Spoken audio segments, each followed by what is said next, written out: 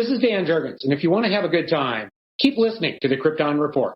Jason J. Lewis, the voice of Superman on Justice League Action, and you're listening to the Krypton Report. Hi, this is David Patrick Wilson. I played Superman, Clark Kent, in the television production of It's a Bird, It's a Plane, enjoying every minute of being right here on the Krypton Report.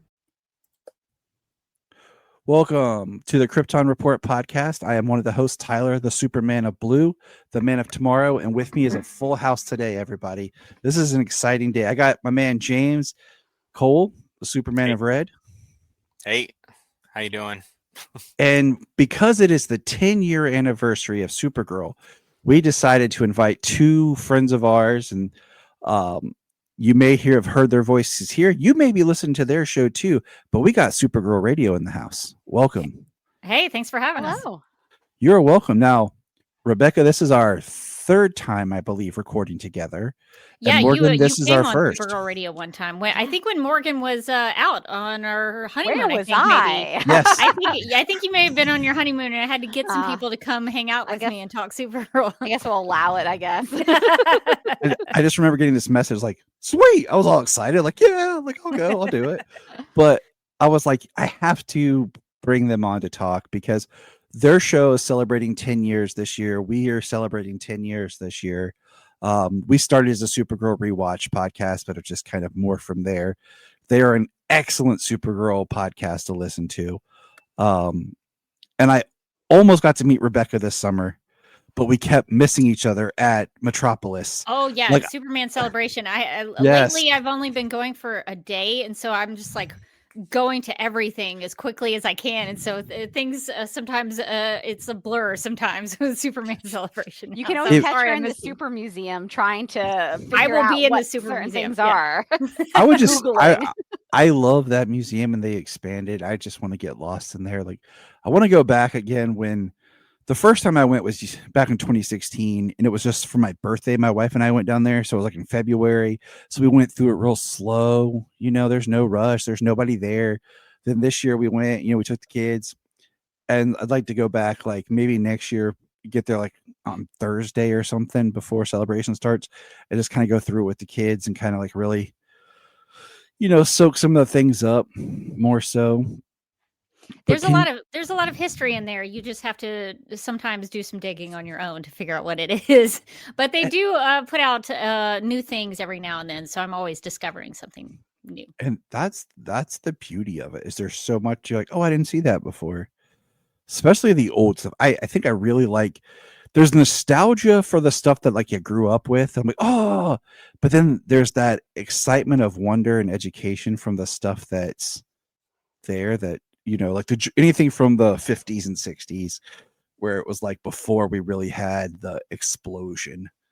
Oh yeah, they have a Superman airplane thing from the World War II era. It's on the bottom shelf, so you may miss it. But they crazy. So they do have some really old stuff that kind of tell the story of Superman. You know, several years after he's created, he's already in merchandising and kind of propaganda with the war. So that's the kind of stuff that I've learned from the Super Museum, is that there is a history that kind of flows along with American history with Superman. So it's pretty cool. It does, because we have an episode coming up next year that we're going to look at how the mythos of Superman, things that was added to it through its media, you know, focusing on, okay, you had the comics. What did Action Comics actually give us? And then what did like the radio show add to it? Because a lot of people don't realize how much the radio show actually impacted Superman's story. Flight, Kryptonite, all that kind of stuff. Yeah, it was pretty big stuff. Oh, wow. Yeah. Was Jimmy Olsen also created for the radio show? It's complicated because it's one of those where, if I remember off the top of my head, he's in the comics, but he's just like a newspaper copy boy without a name. Yeah. And then I think in the radio show, it's kind of one of those, like at the same time. I will be doing more thorough research as I get ready for that episode, but it's interesting. It really is. Like that's a really cool project. Well, we're gonna listen to that episode. Yeah, sure. Yeah, I can't wait to listen. It's been 10 years since, you know, Supergirl the show, and before Mike, we were all chatting, and I was like, "Oh crap, we got to talk about this." But Can you believe the era we lived in with all that DC TV? It's crazy. It's crazy to think about. There was like a different DC show on every single night. I mean, there was, if you include I think, well, it was okay. At one point, there almost, because we had the ones that people forget about, like Constantine was on NBC, like on Thursday or Friday. Yeah. Night Friday. I remember Constantine because it was a running joke on our Legends of Tomorrow podcast that when they brought that character onto the Legends of Tomorrow show, people were like, are you guys going to watch the Constantine show now? And so we would put our percentage of how much we were going to watch the Constantine show. I'd be like, we're at like 5% now. Like, and then one of my co-hosts actually did watch the Constantine show and we were all shocked. And she was like, yeah, it's pretty good. Not bad. It was pretty good. I remember watching the pilot's weird. Because that's what I've heard from everybody who's watched the show. They're like, the pilot's weird. It's weird because they had a character on there they're going to do a whole storyline with, but then after they shot the pilot and they're like, nah, we're not going to use her. We're not going to do this storyline. So like the second episode is really where they start to pick up more of the storyline that's going to carry through. And I bought it because Jania, my wife, and I were going to do like a whole segment on it. And we've got about halfway through the series. Probably revisit it now because before it was like the kids would always distract us, but they're getting older, so it's easier to keep them busy. But we had that show. We had Gotham on. Yeah, so Gotham was good. I really enjoyed Gotham. And it's another one of those, and we'll talk about like every one of the comic book shows had a point where it kind of plateaued, and then it has the real hard roller coaster. Oh yeah. There's the highs. You start out the highs, and then you experience the lows, and sort of the middle grounds. Yeah, every Arrowverse show I think had that sort of peaks in season 2, season 3, and then you just have to like ride it out. You just have to try to get to the end. That second hill is never as big as the first one, but there's a couple more. You're gaining momentum, but it's down. It's downhill. and that's like off the top of my head, I think Arrow is like season 1 and 2 is so good. Yeah. 3 was you're trying to be Batman. 4 was okay. And they killed Laurel Lance in season 4, so that's already on my crap list. Yeah. And then season 5 was good, and then after that I was like, and it's like, what's going on? Sometimes it's fun to run an experiment with a show where you watch the pilot, then watch the finale. And Arrow does not work at all. Oh, because the pilot and then the finale are completely like, what show is this? There was a podcast that did that, and I can't remember what it's called. But I think it was like a TV critic who got like celebrities on, and they watched the first and then the last episode of TV shows. And I've been meaning to listen to them. And I think there's one episode. This is outside of what we talk about, but like there's one episode where they do like the first and last episode of like Gossip Girl with like John Hamm, and I just feel like that's got to be incredible. That's got to be a journey John Hamm never expected to take. Was it last year, James? I had a thing 2014 or 2024 for the 10-year anniversary of Gotham. We watched the pilot and then the finale. Yeah. But the finale of Gotham is so weird because the finale of Gotham is like a pilot for a show we never got. Yeah. Oh, that's so funny. And then you think about something like Superman and Lois, because of how they structure that show and the team and everything. You watch the pilot and the finale; they're kind of beautiful together. Yeah, I would agree. Because the way that show starts with the narrative, and then it ends with his narrative. It's very bookended. Yeah, I don't know that you could do that with the Supergirl TV series. No, and once again, the series finale of Supergirl is. I mean, you're going on some kind of journey if you just do a pilot, finale.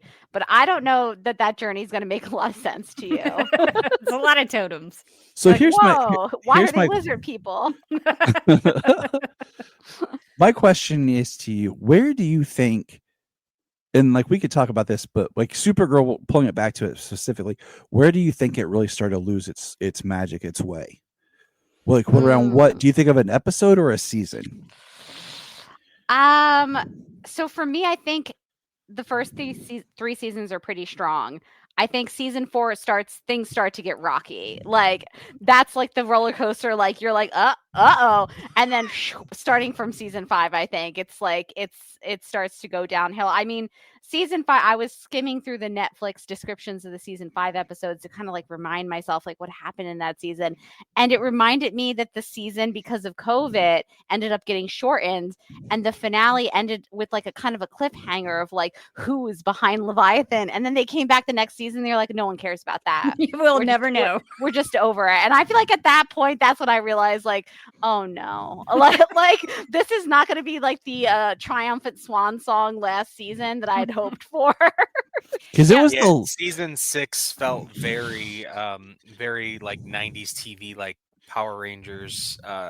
It was all contained on sets, and just used all the special effects they could. It seemed very low budget. It was a 1-2 punch because you had Melissa's pregnancy, the COVID restrictions. Yeah. And wasn't it one of the last ones to come back and finish? I think it was. I mean, I have a lot of like sympathy for the different hurdles that they were trying to dive over in terms of like making that last season of the show. But unfortunately, I can sit there and watch something that's super low budget and be like, okay, that wig is wiggy, and still really enjoy the actual story. But I think that the problem was that the story was also not good. We got to we got to interview Ozzy Tesfaye sort of during that time. I think during season 6, and she was talking to us about how they would write an episode and then have to do all these rewrites, and so everything was written many times, and so they had to figure out how they were going to do the season. So that was very difficult for them. So I do have some sympathy for them because they did have some hurdles there. I think for me, I remember, Morgan, when we talked about the end of season 3, because the showrunner shift kind of happened at the end of season 3 because Andrew Kreisberg had some issues that had been made public. And so the new showrunners who ultimately took over the show sort of came in, I think, at the end of season 3, and you can tell something had shifted. And I remember going, season 3 I felt like this was going to end differently, but it was still good. It ended well. But then I think, to Morgan's point, season 4 had some ups and downs. When Lex Luthor came in, it kind of perked back up a little bit. But the problem for the Supergirl TV show is that it didn't quite know what it wanted to be. It wanted to be like this sort of topical show that had a lot of politics that were put into it. And then every now and then it would become a comic book show. And it'd be like, oh, this is a different show that I have more interest in. And so then when you get to season 5, that's where I would agree. The season 5 really kind of it started to repeat itself by that time. Season 4 is hard for me to like throw the baby out with the bathwater kind of thing, because it gave us a lot of like good characters. I believe that's when we got Dreamer. That's when we got Brainy, I think. So Brainy came in season 3. Okay, yeah. Brainy came in season 3, but like, yeah, so we got some good stuff. And as you said, like the Lex reveal at the end of season 4, I remember being like really strong and being like, okay, this is really like pulling things together. I feel like there was a lot of good elements in season 4, even if they didn't always work. But I felt like by season 5, they tried to do that same Lex reveal all over again. Yeah. And I was like, oh, are we just out of ideas? No, it did feel like that. And my problem is, and you see this sometimes with shows, is they get a character. It's a really good character, but that character runs its course. But then they're like, oh, we still have this actor under contract or whatever. So then that character's just there. And I feel like that's the problem with Supergirl, the show, is it got too many characters and it wasn't getting rid of any. So it became more of the Super Friends show. And as much as I like the characters of Brainy and Dreamer, I would have been okay with them exit. Like, I can't remember where there was a good point in the series that they could have exited on a high note and then came back later, and it would have been really good for the show. And the Flash did it too, where it's like you get all these side characters you build up and you just don't know when to get rid of characters. And it pulls the show down because now it's not so much about Supergirl or Kara. it's a whole group ensemble, and you're just like, okay, there's too many storylines. Do I really care about this storyline that now is taking up so much time? The Flash like replaced everybody on their team, and I didn't really care about anybody. Yeah, I think another big problem, Rebecca and I talked about this a lot when we were podcasting. Yeah, this sounds like an episode of We Supergirl Radio talked to a me. lot about like how it diluted the focus off of Kara, Supergirl, which is obviously kind of important to us. But I also think it didn't help that not only were there so many characters, and as you said, they never, once a character got on board, that character never left, kind of. But also all the characters by the end eventually were superheroes. Like there was nobody who was like just That's a in my note. guy. Mhm. Yeah. And also they started to like amp up all of the superheroes' powers so that like suddenly Dreamer was doing crazy stuff, like, stopping tsunamis and stuff like that. That's right. You're just like, oh, she can do that. And even like some of the other characters who like became superheroes started to kind of power up, and it became Supergirl herself started to feel a little bit less special and important when she's surrounded by these people who are not, say, equally powerful, but also are very powerful. And I think towards the last season, I think Alex Danvers was maybe like the final domino to fall. And when she became a superhero, I was just like, sure, give her the blue streak. I don't care. Right. Yeah. Give her the super soldier serum. Who cares anymore? Exactly.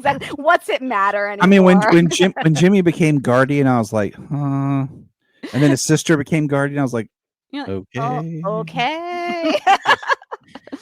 And then Lena became a witch. So Right. Oh, yeah. God, Oh yeah. Oh my gosh. I actually almost forgot about that. I will never forget about Lena becoming a witch. Lena becoming a witch was like one of my favorite things that happened, because it just sort of felt like part and parcel to like, yeah, why not? Anything can happen now. Anything's possible. Sure, she's a witch. I accept that. It's like it didn't even make internal like logic with how like what the show had set up. There weren't really witches in this show. There were Kryptonian witches at one point, but it wasn't Buffy. It wasn't Charmed. Like suddenly we're getting like the flashback to like Lena's mom, who was just Lena in a curly wig out in the forest, like sniffing a branch, and you're like, sure, okay. That's what happens post-crisis. Lena's a witch now. Exactly. Like instead of taking the crisis and making it, like we're gonna, do something that this episode did that we're gonna talk about, that I love. They're like, we'll just hey, remember that basket of ideas we had, the stuff we tossed out? Bring that back. What we got left in there? We can make this work now. Lena a witch, sure. Yeah, Rebecca and I used to talk a lot right after Crisis about how I feel like out of all the shows, Supergirl kind of got the worst end of the stick with Crisis. It felt like Supergirl really didn't know what to do with Crisis, and they made some big changes post-Crisis, and then a lot of the other shows kind of wimped out on the post-Crisis changes. Yes. They're like, yeah, they did. It's fine. It's like your son's a daughter now, or your daughter is a son. Yes. It's like, you just have like a different kid. It's like no one even cares about that guy's kid. Yeah. But meanwhile, Supergirl was like, this is like fundamentally different. And then everyone loves Lex now. Everyone loves like Lex is a hero. It's like felt like the show really struggled to make those post-crisis changes. And then I was really salty because the other shows were like, her hair color is dark now. That's the big change. You're like, what? Yeah. The Lex thing was, I loved John Cryer's a perfect example. When he first came on as Lex, was great. But then what happens? Oh, they like him. Let's keep him around. And then the last 2 seasons, you're just like, you wore him down. He lost his edge. And he outlived his welcome. Less is more, people. Less is more. Especially with villains, like diminishing returns on villains always, I think. And he was such a good villain when he popped up in season 4.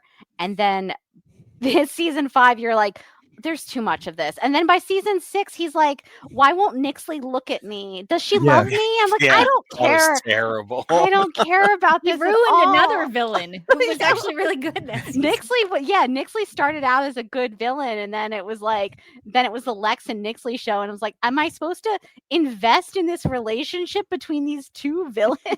Like, what are you asking me to do here? Between human Lex and fifth dimensional being Nixley. It is crazy. Like, you know, Supergirl, for anyone who may not know, I know we're like into this, but season 1 was on CBS, and then the show got pseudo canceled.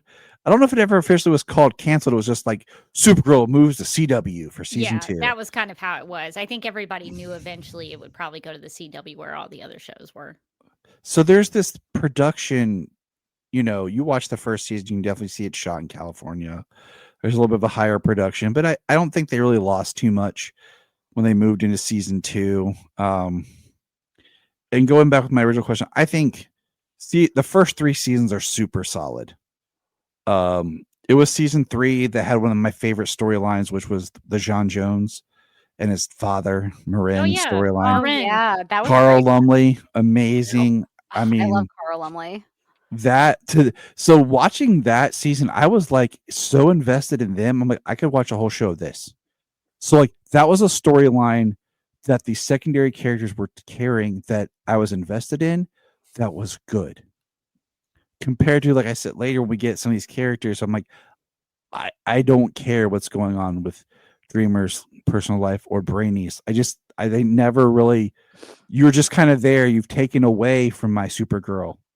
Like, what's she struggling with? What's she doing? You know, it's like, and then they got rid of Wynn, and you're just kind of like, you know. Yeah, I mean, to be fair, we said that they never got rid of characters, but they did. They got rid of Wynn and they got rid of James. And to be fair, they did never. Wynn, sometimes they could figure out what to do with, but James, they never knew what to do with. I think even almost going back to season 1, they struggled with that character of like, okay, he's Jimmy Olsen, but he's like cool, you know, he's cool. He's not your mom's Jimmy Olsen, he's James. And it's like I think that they struggled so much. That's why he went from, you know, being a photographer to like Guardian. Now he's a superhero. And it's like, I mean, okay, but it feels like he's kind of not the same character anymore. Why does he have to be Jimmy or James Olsen? Like, it could have just been another guy. It would have been interesting if he had been this character just in maybe the first season, and it was his arc was going from Jimmy to James. Yes. So his arc was, I'm coming in as I got a new job. I'm coming in as Jimmy Olsen, but it's about redefining who I am as, you know, I want to be James Olsen. I moved here to be taken more serious, to not just be the lower guy. And then like he runs his course. And then he departs. And I think that's the problem is, you know, the core characters we started with, they left and were replaced. But I didn't really care a lot of times with who replaced them. You know, did you guys think that sometimes they were trying to make characters happen that sort of never happened at all? Like, as much as I actually enjoy Dreamer a lot, and I liked Brainy, I did feel like sometimes the focus was too intense. But there were some characters that they were trying to make happen, like Andrea Rojas. They really stuck with Andrea. Like William Day. William Day. My God, I wanted him to be Doomsday. Like, because I wanted the Krypton callback. Yeah, he was Doomsday on Krypton. Yeah. So I kept James and I made so many jokes.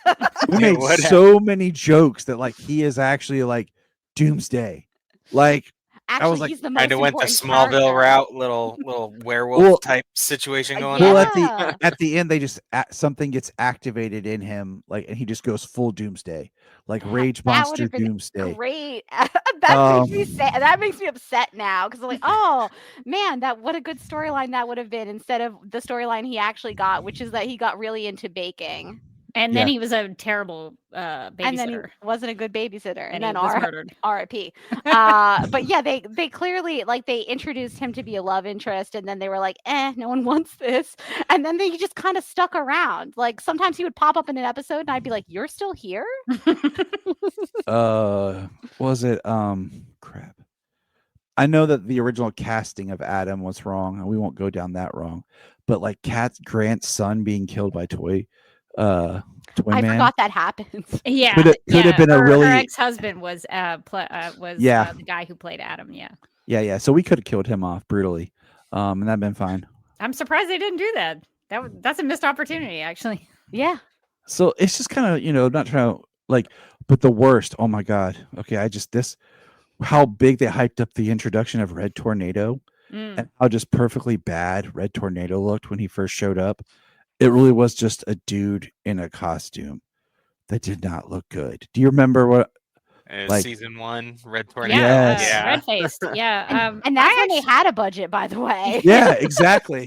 I actually really like that episode. It does a lot for Kara. And no, I like the episode. But I mean, I can understand the effects not be. But for a TV show to try to attempt Red Tornado, I think the effects were pretty good.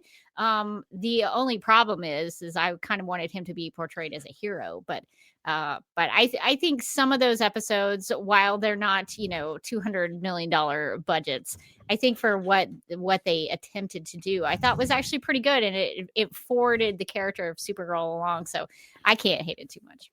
Oh, I love the episode. It's just the way he looked, because then later Red Tornado comes back even in the CW as just a CG creature. There's so much stuff that happened in the CW shows that I forgot. Like just going back little bits, I'm like, oh yeah, that character wasn't here. It's funny because there's not even a line of dialogue about what happened to Maxwell Lord. Like, like there's not even when Lena shows up, Max left for another city. He's like, I'm not leaving LA. So I'm just give me some dialogue. Like, so today we chose to talk about the 100th episode. Basically, it's a version of It's a Wonderful Life kind of thing with Kara, and it's called It's a Super Life. And what I alluded to earlier, my favorite part is Mixie shows up, and it's played by Thomas Lennon. And I love this guy and like everything he appears in, except Reno 911. I don't know why. I just didn't like his character. But like everything else he's in, I love it. But I love that the first thing he says was, "Yes, I made myself look like that and act like that. I was wrong. I just took that form to impress you." I loved it because it recognized the content. It recognized that they'd already used Mixie, and that Mixie was horrible. He was suave. I'm like, what is this guy? And that was my favorite because it was like, we're going to acknowledge that, yes, this character has been used and this is completely different. And I appreciate that continuity there. Yeah, I think what It's a Super Life does really well is it acknowledges the history of the show and goes back into some of those moments and is pretty faithful to them. So I liked Mr. and Mrs. Mixyz-Pitalik, the season 2 episode written by one of the great Supergirl comic writers, Sterling Gates, wrote that episode. Right. One of the writers on that episode. So I liked the first version of Mixie because the first version of Mixie was he was the annoying kind of Mixyz-Pitalik, the one you need to get him to say his name backwards because you need him to go away. And so I liked the way that they portrayed him in that. But I think Thomas Lennon brought something new to the character and something more whimsical to him. And I think having him in this sort of role where he's trying to make up for his bad deeds is kind of an interesting way for him to be paired with Kara. And so I think the way that they acknowledge that and the way they explain it and the way Thomas plays it, where he's like, oh, I really miss that hair. Those are things like that, where he kind of plays that up as if he was that guy. And so I think the way that they wrote and portrayed him, I think was a really good connecting point to the 3 seasons before. So that, to this episode's credit, is pretty good. Yeah, I thought... not only that, he's got that newspaper montage where he's got the old radio show voice going on, and he calls Kara a party pooper. I like that he had And they like go the through little so many microphone too, like the old Yeah, timey yeah. microphone that he's talking And they into. talk about so many different points because it was all the way back when Lena showed up. It was at the very beginning, so everything since then, even bangs are in high demand after she gets a new haircut. Yeah, the bangs are very noticeable in this episode because we have a sort of a thing that we call Working It or Wiggy, where we talk about the wigs of the CW and especially the Supergirl TV series. And in rewatching this episode, I was like, the bangs were a mistake.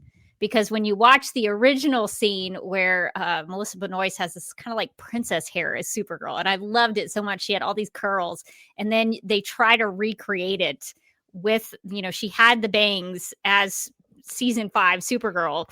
And so they had to use a wig to try to make it look like that previous episode, and it just doesn't work. So it did make me miss those early season Kara curls. Yeah, it'd be funny. They would her be hair looked horrible in this episode. They would be watching like the old scene on the it was like Mixflix or something. Yeah, Mixflix. Yeah.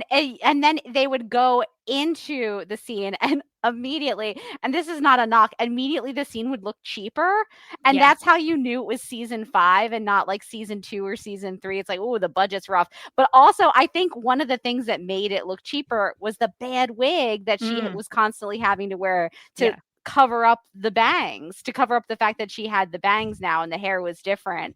So you could really, I was like, something just feels off about this scene. I was like, oh, it's the wig. It's definitely the wig. It's always the wig. They try to sell it. To Melissa's credit, she really tries to sell it. She was working it, but it was wig. No, you know what? You're a very, very lucky people can pull off bangs. But I tell the vast majority of people, if somebody's like, I'm thinking about bangs, I'm like, don't do it. Just don't do it. I want to point out something I just noticed that's kind of nerdy here. So James, my co-host, Rebecca, Morgan, her co-host. Rebecca and I both have microphones with pop filters, while James and Morgan both have headphone microphones. Oh, I need something to prevent the B's and the P's from popping. So I find it very fascinating. Nerdy. Have either of you ever watched the Superboy TV series and seen the Mxyzptlk from the Superboy TV series? I have. We at Supergirl Radio have done a character spotlight on Mixie. So if you want to listen to that, we go through a lot of his different interpretations, Super Friends, Smallville, the Superboy TV series. And actually the Superboy TV series, I thought, was pretty faithful to Mxyzptlk in terms of his costume and the way he was used. So surprisingly, the Superboy TV series, has good episodes and bad episodes, but I thought the way they used him was pretty good. Mixie and Bizarro are probably the two like Superman villain-esque characters they did the best, that they really got. We don't like to talk about the Smallville Mixie. And I'm very surprised that they never found a way to bring him back in Smallville. Because, Smallville did a lot of like, oh, we kind of did this, but we could, redo it later on down the line or whatever. I'm very surprised they didn't do an actual real Mxyzptlk episode in that series. Yeah, they tried to make him more sort of real world in Smallville. The only thing I really like about that episode, I forget what it's titled. It's season 4. I know that. But that Mxyzptlk forces Clark to be in 2 places at one time, and so he has to figure out how to do that. So that's the cool thing about that episode. Yeah, the favorite parts is he throws the football, then takes off to the locker room, pushes Mixie to free Chloe, then runs back onto the field to get tackled. It's a great scene. Cool. The Mixie in Smallville, I was trying to remember. Jinx, he was right? kind of sexy, right? Oh yeah, he was sexy Mixie. I'm as Mixie often is. I mean, every like villain or different character that they introduced in Smallville is like, it's this character but sexy. So I don't know why that whole show was like turn it to 11. True. It's no Howie Mandel. from Lois and Clark. Yeah. Yeah. Wow. I mean, that's the can't have it all. CW. Nobody on the CW is like a normal person. They're all like Yeah. supermodels and Until you get to Thomas Lennon, then we're like, hey, and Chad Lowe. We're like, all right, regular looking people. but that's 2020. That's like It is that's crazy. nothing from 1995 through. Oh yeah, through the early 2000s. They were 2019. like, everyone's got to be so hot on this network. That's how we're differentiating ourselves. Yes, pretty much. You're watching it like, these don't look like. So my wife, we introduced the kids to Buffy the Vampire Slayer. We watched the pilot, right? She wanted to watch it. And we're watching it. And I was like, okay, kids, it's low budget. It's 97. And like, there's the scene where like Cordelia's like walking in the hallway talking to Buffy. And Sayla goes to me, Dad, how old is she? Like 30 something? And I'm like, I was like, no, Sayla. I was like, in the late 90s. Like they used 20-year-olds and stuff to be teenagers. And I look it up. I was like, oh snap, she was 26. It's so funny that I you was mentioned like, this. It was hilarious. And my daughter's like, she looks too old. Is she the teacher? I'm like, oh my gosh. It's so funny that you mentioned this because I have just been started rewatching Buffy with my husband who never watched it. So we were watching the first season too, and I had that same thought in my mind. I was like, wow, Cordelia looks so much older than I remembered her being. And I also Googled, and she was 26. And actually, the woman who played Jenny Calendar was like either the exact same age or like 1 year older. So like you had the teachers that were like basically the same age as the students. In the in the 90s, like you would just have like a 35-year-old playing like a 16-year-old. It was like when Tom Welling was like getting a little bit older and he was like, I'm just 18. How do I know better? I was like, sir, you're 34. but we're like, he's Kryptonian. It's fine. But it's funny because like I want to direct a play like at my local theater. I was joking about where we get all middle-aged people to play teenagers. Sounds amazing. Like I was like, I want to do like a high school based play, but we're all middle-aged and we don't really try to hide it. You know what I'm saying? So it's like, I turned 16 today and I have like a gray beard and all this. I look like James. Like today's my 16th birthday. You know, like I play the youngest character. Yeah. He's the freshman. Exactly. I think they did that in I can't remember what the comedy was, like Wet Hot American Summer or something, where they're all like in their 40s and it's like, here we are at like high school summer camp. And they just like don't address that they're all way too old. That's the beauty of it. It's amazing. But this episode, I liked how we saw like the core dynamic of the show from season 2 on was around Kara and Lena. And I liked that because Lena isn't a one-to-one Lex character. You know, Lena has a lot of history in the comics of being Lex's daughter or his sister because comic book writers suck and can't decide which one. But it's not like, oh, we're just going to use female version of Lex. Lena is has her own dynamics. And I like that this episode was showing like sometimes in life, like there is no right place to do something. Like, you know, the whole wrestling her with the idea that, oh, when should I have told Lena that I was Supergirl? How would that have played out? And every time someone usually died. Someone died. A lot of death. Yeah. Someone died or hurt. And like, there's the one timeline that it works out really well until, you know, and then everyone dies. Yeah. Like, and everybody she ever cared about dies. And all killed by Agent Liberty and his people. Exactly. You had good old Sam Witwer go crazy, and you know that's what he does.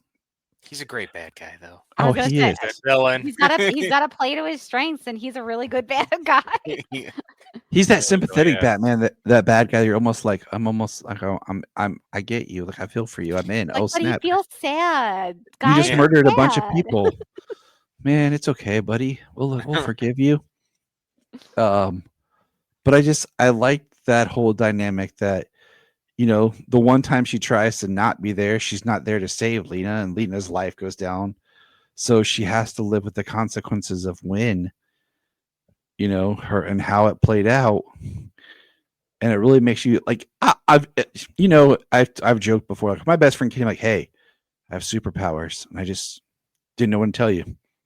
Sweet, thanks for telling me. Yeah. Like because the rational brain is there's that one point where like, okay, you have to build the trust to tell somebody. Then you're trying to find the time, but then it's been so long. Now it feels weird that you haven't told them. And I just feel like, okay, I get it. Yeah, I think for cool. For Lena, it's a different story because at the beginning of season 5, when she kind of already knew that Kara was Supergirl, but Kara ends up telling her.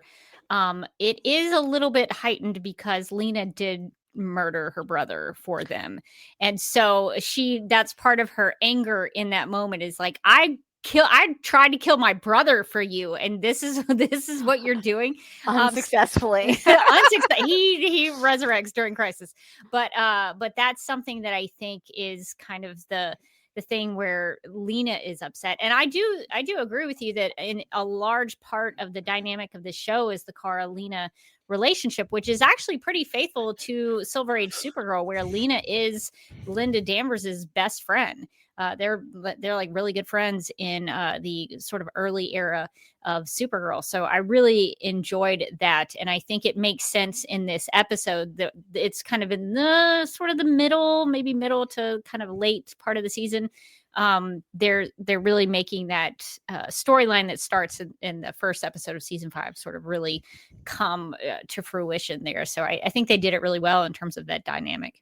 Yeah, I think for Supergirl, the two most important relationships to Supergirl is her sister Alex and then Lena. I think those are throughout the course of the show are the two relationships that they go back to the most. Like other characters kind of come and go, but those two are consistent. So I really liked them doing the 100th episode as they were in the middle of this like Kara Lena, Supergirl feud, to go back and kind of do it. And It's a Wonderful Life episode about like, well, when could she have told Lena and things would have turned out differently?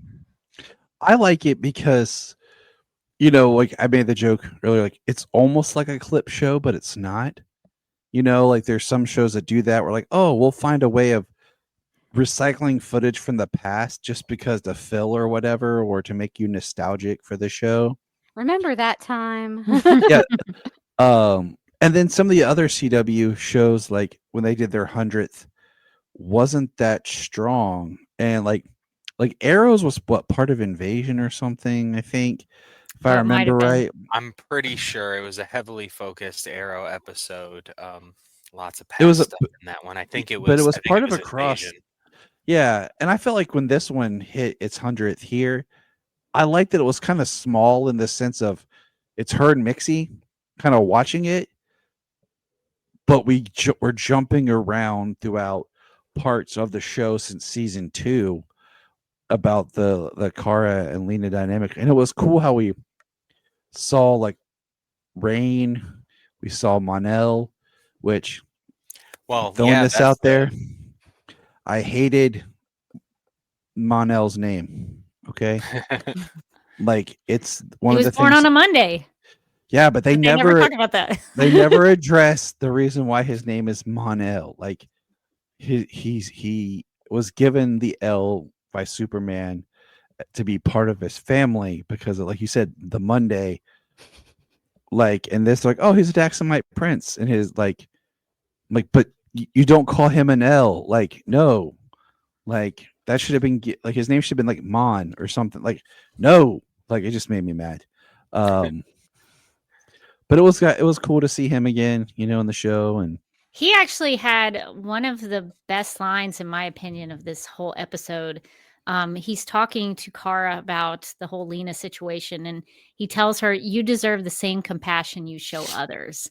And I thought that was so good at the time, and still do, just because Melissa Benoist's Supergirl, especially this version of Supergirl, she was so good and she was so compassionate, especially to all the villains that she came across, to to the people who maybe did some bad things to her, even if they weren't villains, but they did something to betray her in some way. She was so compassionate with people. And sometimes I think about that with myself too, and not to put myself in Supergirl's shoes, but sometimes, if you're not willing, like sometimes you might be willing to share or show grace or compassion to other people, but maybe you don't have that compassion or grace for yourself. And so I really appreciated that someone said that to her, even if it was Mon-El with the beard. I was glad that someone told Kara that, because I think she as a character needed to hear that, because she's shown so much grace and compassion to so many characters on the show. So that was actually one of my favorite lines in the whole episode. And even if it came from Mon-El, I think it was a great line to be delivered. Yeah, I like that one a lot too. That was probably my favorite scene of the whole episode as well. And his suit has always looked better that way than in the Superman style when they had it on Tyler. But because they tweaked his with better boots and better belt. Yeah. Well, and you said it's like a clip show, and in a way it's different, but it's all new stuff. They go back through time, so you get all brand new stuff. So they're actually able to bring back all of these actors to play their characters and play out completely different scenarios. So it was really awesome for them to see them be bringing all of those actors back to do all the different scenes. Very much a what if. Now, I did like the line where they kind of pull it back around, where they make the reference that Mixie's hat he had lost it, and it had actually gone to the hat from the Elite, and that was actually his hat. Yeah. And I thought that was cool. I was like, oh, sweet. It makes sense. They both wear bowler hats. Exactly. I was like, nice. And I remember they had done the Elite on Supergirl. I was like, oh yeah. Yeah, season 4.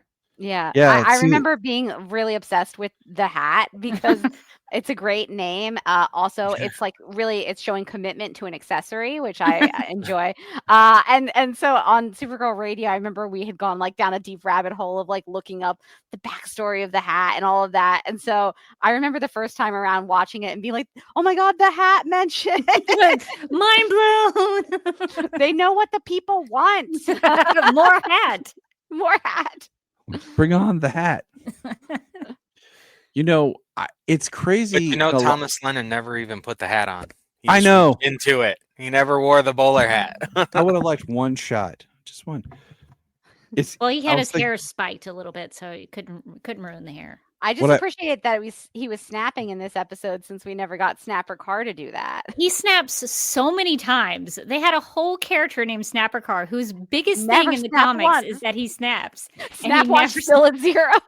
Snapper never snapped, but Mixie snapped all throughout this episode. I liked his magical snapping. Yeah. I'm just trying to remember which show it was. I almost he retcons his first appearance. I almost wish he would have made a reference, like as if, like the Music Meister character.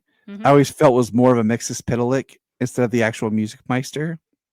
I thought it'd been funny too. It's like, oh yeah, and that time that I made you in a musical. Was it my bad? Like I would have loved that, because I love that episode, the musical. Oh, the musical's so good. Duet. And I'm just like, but that the Music Meister isn't. He's more of a Mixie character in this. And I would have liked if they maybe would have retconned that, and it was him too, just being bored. You said earlier how the characterization of Supergirl with Melissa. I still think she's the best.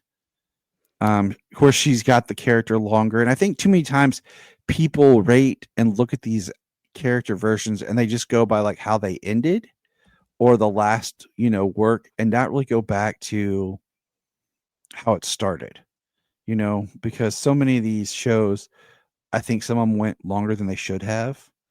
But God, go back and watch that first and second season, even through like before, when it was more focused on her. She is so good. Yeah, I think I don't think we've had a really bad Supergirl. They've all been different in their different ways, and so I try to think about that as like which which Supergirl is this? Like Helen Slater is very much in the Silver Age Supergirl. Laura Vandervoort is in that kind of Smallville early 2000s, I guess, when, Jeff Loeb would have been big. So there's like Peter David stuff that's kind of associated with her. Some of that stuff from the Death of Superman with Supergirl and Lex. So they all have kind of different eras sort of associated with them. And for me, Melissa, she'll be hard to beat. She was pretty perfect, even if the material didn't rise to her level always. She embodied the character so well, and she knew exactly how to play that character from day one. And she really made me believe that she was Supergirl. So she's going to be tough to beat, but I really have enjoyed watching all of the different versions of Supergirl. So I hope everybody shows them all a little bit of love. Yeah, I agree. Sometimes on long running shows too, like by the time you get to the end, you're like, I know I used to love this character, but now I don't really care for them. And I feel like that never happened with Melissa Benoist's Supergirl, even when she wasn't getting the attention she should have been getting on the show, or they made her do wacky things like throw the hope totem into the sun. Into the sun. Into the sun. That's sort of her whole thing. But I feel like Melissa Benoist still really grounded that character, and she always felt like Kara to me. And I think she did such a good job being the center of that show and being Supergirl. So let me ask you, ladies, how are you feeling about the upcoming Supergirl movie? I don't want to speak for Morgan, but I think we're both like very excited. I am cautiously optimistic. But Woman of Tomorrow, I think I can't speak for Morgan here, is that we both really liked Tom King's Supergirl Woman of Tomorrow comic. I personally think it's one of the best comics that it's ever been created, not even just like Supergirl comics. I think it's like one of the most beautiful, well-written comics ever created. So I have high expectations, so I'm trying to lower them in case something happens. But I am so excited don't ruin about it for yourself. Yeah. Don't ruin it for myself. But I think Craig Gillespie, I've seen a lot of his films. He's a genuine, really good filmmaker. Yes, he is. Millie Alcock is a great actress, so I think she's really going to do well in the part. And I'm really excited about Comet the Super Horse. And if they don't have a Comet in there, I'm going to be so upset. We ride at dawn. I'm very, very excited for the movie. Like Rebecca, I absolutely loved the comic. I do feel like it's one of those ones that is so good that you can give it to somebody who's like not really into comics, and I think that they would still really enjoy it because the art is so beautiful. The story is pretty clean, and it's like you don't have to have years and years and years of back knowledge to understand like this 8-issue run, which I think is great. Kind of leads itself into a more of a closed narrative like a movie, and I think from what I've seen Million, and even just like the couple of seconds that she popped up in the Superman movie, she looks great. I think that she's going to be a really fun Supergirl and a different twist on the character, not really the Melissa Benoist version, but more like the character that we see in the comic, who is like a little bit has a little bit of a rougher edge, is a little bit more lost in her like personal life, and I think that'll be really interesting to see. And that's like what I told my daughter. Got really excited when she showed up in Superman, and my wife, and my mother-in-law were like, well, that was weird. I was like, yeah, but like it's setting up her arc of being, this personality that she has, this more, because he even says she likes to go get drunk on other planets and stuff. Like it sets up where she's going to go and the journey she's going to take in her movie.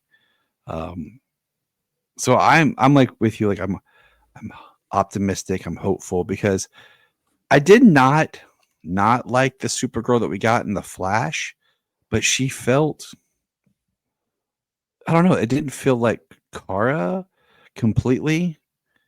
And it was weird. Like she wasn't bad. Like I would have not minded more with her, but now I feel like we're getting more of like the true characterization on film, because Supergirl has done so well on television, and Helen Slater's movie, it has its moments.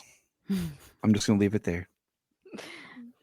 It's interesting. It's an interesting. I had actually not seen it until a couple of years ago when we watched it for the podcast, and we did we should mention. Yeah, we did a debate about the movie. That's right. Yeah, Morgan. I put together a PowerPoint slide about. Yes. I took more of the con, where I was like, it's not a good movie. I enjoyed it though. I want to go out and say I enjoyed it. I will watch it again, but I don't. Do I think it's like a high quality film? No. I have a lot of questions about that movie. I came out with a lot of questions. Yeah, the thing about the Supergirl movie with Helen Slater is it's pretty faithful to the Silver Age. So that's how when I talk to people about it, I'm like, you have to understand they're pulling from the Silver Age comics, which were a little bonkers.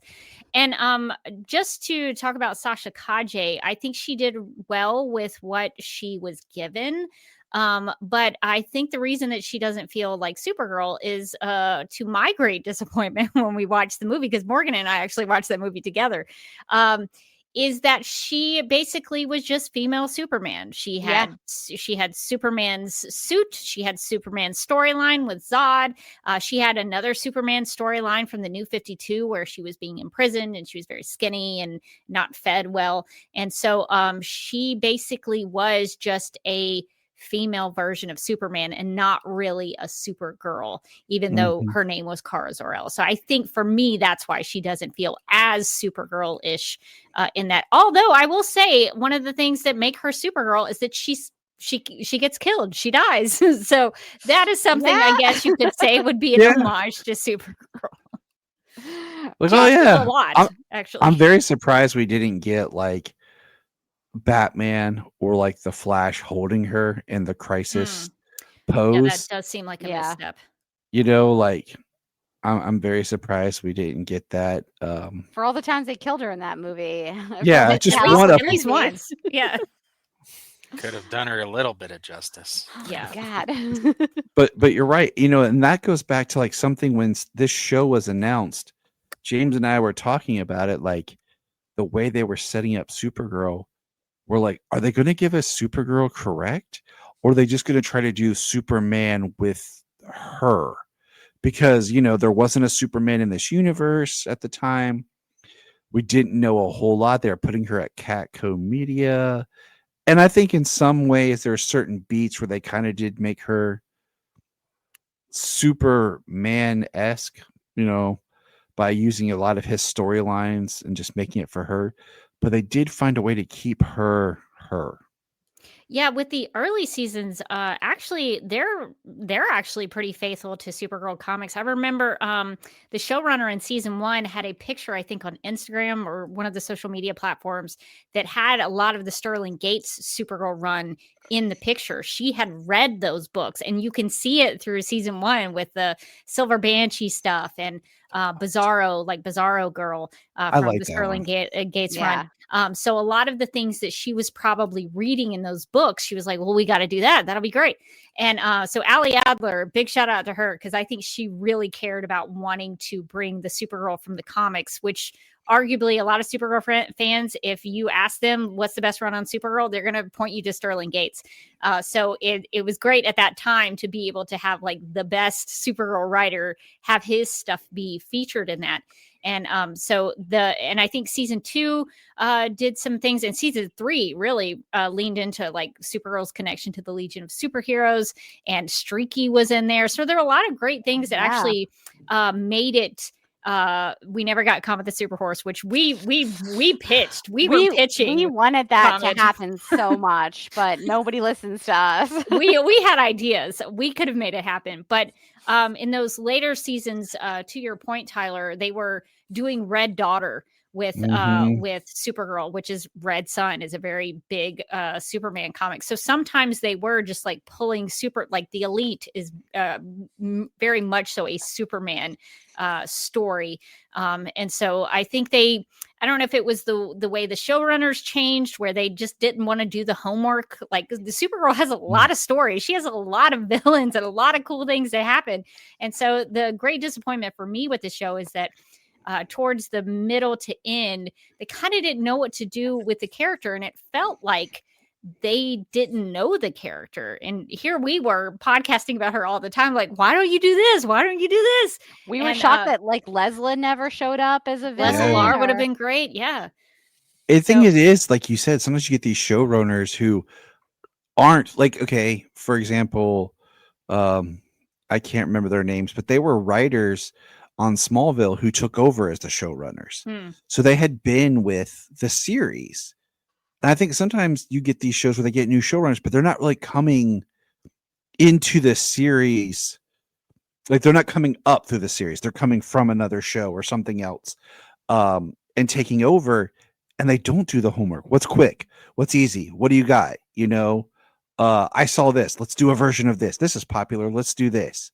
This is new. You know, sometimes they try to pull from the two more recent comics. Like earlier you talked about the Leviathan, like that had just ended in the comics, and it wasn't even that good in the comics.